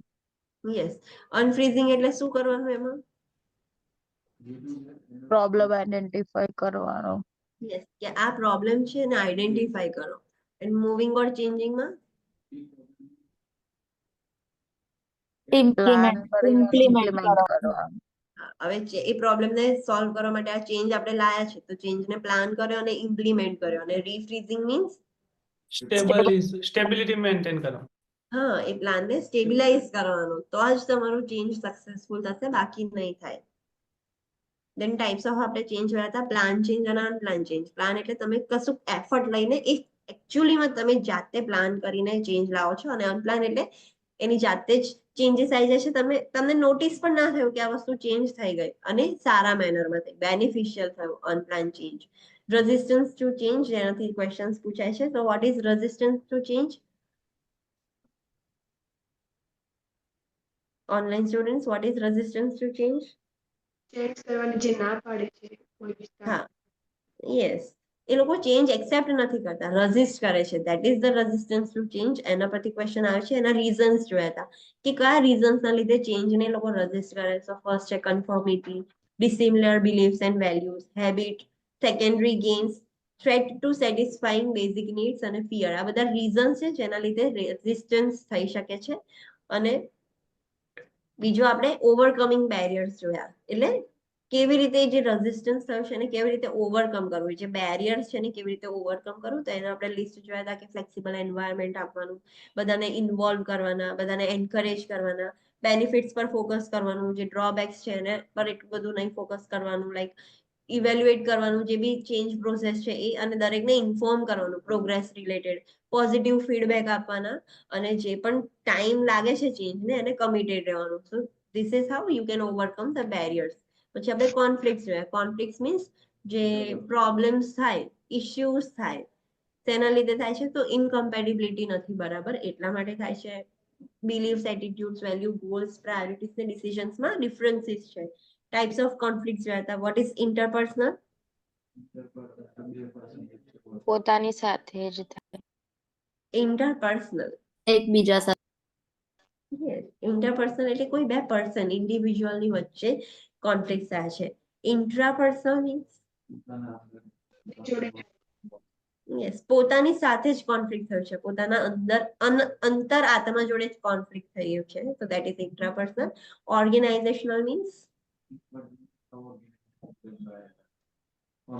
અને ઓર્ગેનાઇઝેશન જોડે જ, કંપનીની જોડે જ કોન્ફ્લિક્ટ થયું છે.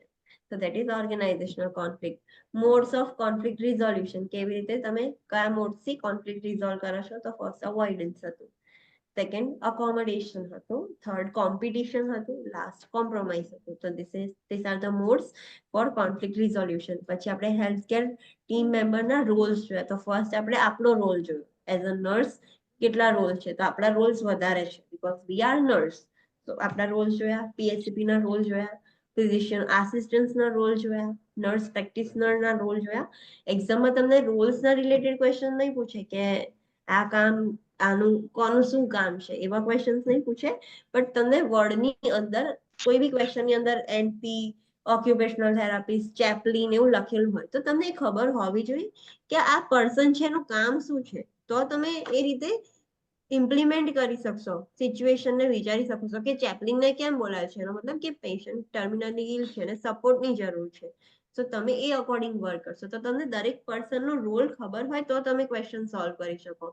ડાયરેક્ટલી આના ઉપર ક્વેશ્ચન નહીં હોય, તમને સિનારીઓ નહીં હોય, એવું નહીં પૂછે કે આ રોલ કોનો હતો અને તમારે આ સિલેક્ટ કરવાનું હોય કે આ ફિઝિશિયનનો હતો, આ NP નો હતો, એવું નહીં હોય.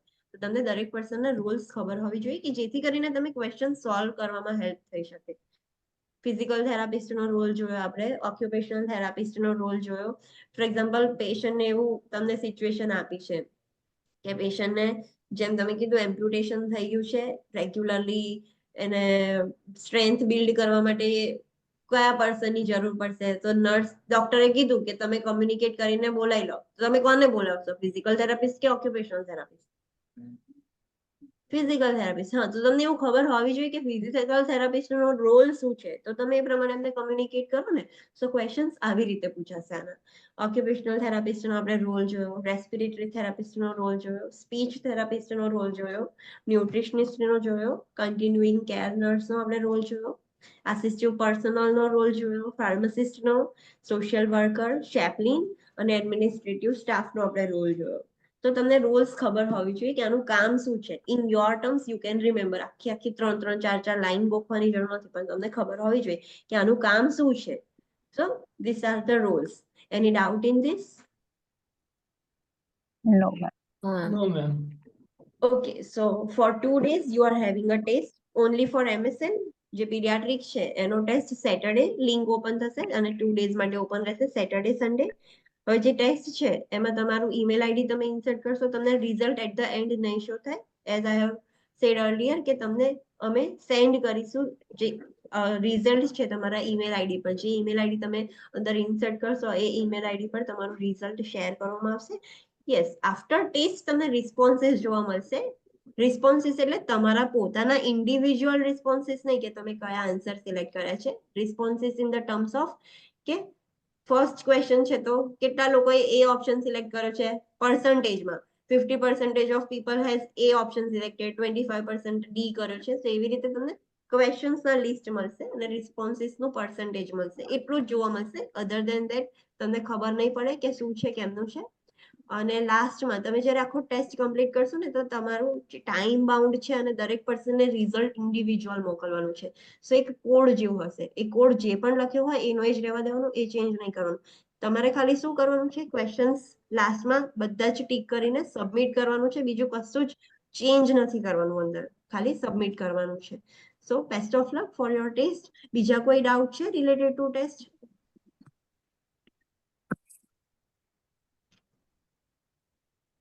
કોઈ ના આપવાનું હોય એવું કશું? કોઈ સ્ટુડન્ટ્સ નથી MSN આપવાનું? માં બધા જ સબ્જેક્ટ બધા જ ચેપ્ટર ઇન્વોલ્વ થઈ જશે કે ખાલી ઓન્કોલોજી અને ઓન્કો, ઇમ્યુનોલોજી? હિમેટો એન્ડ ઇમ્યુનોલોજી, બે okay chapters. Okay ma'am. Okay. Ma'am MSN માં હું ઇન્વોલ્વ નહીં થયો હજુ, તો ટેસ્ટ આપું, પણ સિલેબસ કહી દો ખાલી ઓન્કોલોજી, પછી onco and immunology chapter number શું છે? ટેલ મી ફ્રોમ ધ ઇન્ડેક્સ. ઇન્ડેક્સ ની અંદર ચેપ્ટર નંબર 45 અને 46 જે ચેપ્ટર છે એ, અને chapter 63 and 64. Okay ma'am, understood? Thank you. હા, યસ મેમ. ઓન્કો હિમેટોલોજી નો ચેપ્ટર છે અને ઇમ્યુનોલોજી. Okay ma'am. ઓકે. બીજા કોઈ ટેસ્ટ જે ના આપવાના હોય? જે પણ એવા સ્ટુડન્ટ હોય કે જે આજે અને કાલે ટેસ્ટ ના આપી શકે, please kindly give me a message કે મને ખબર પડે કે આટલા સ્ટુડન્ટ્સે નથી આપ્યું, સો મને ખબર રહે. We will see the list, એમાંથી ખબર પડશે કે કેટલાય નથી આપ્યું, but please tell me in advance કે મેમ અમે નથી આપવાના કે નથી કરવાના, so according to that we can do something for you.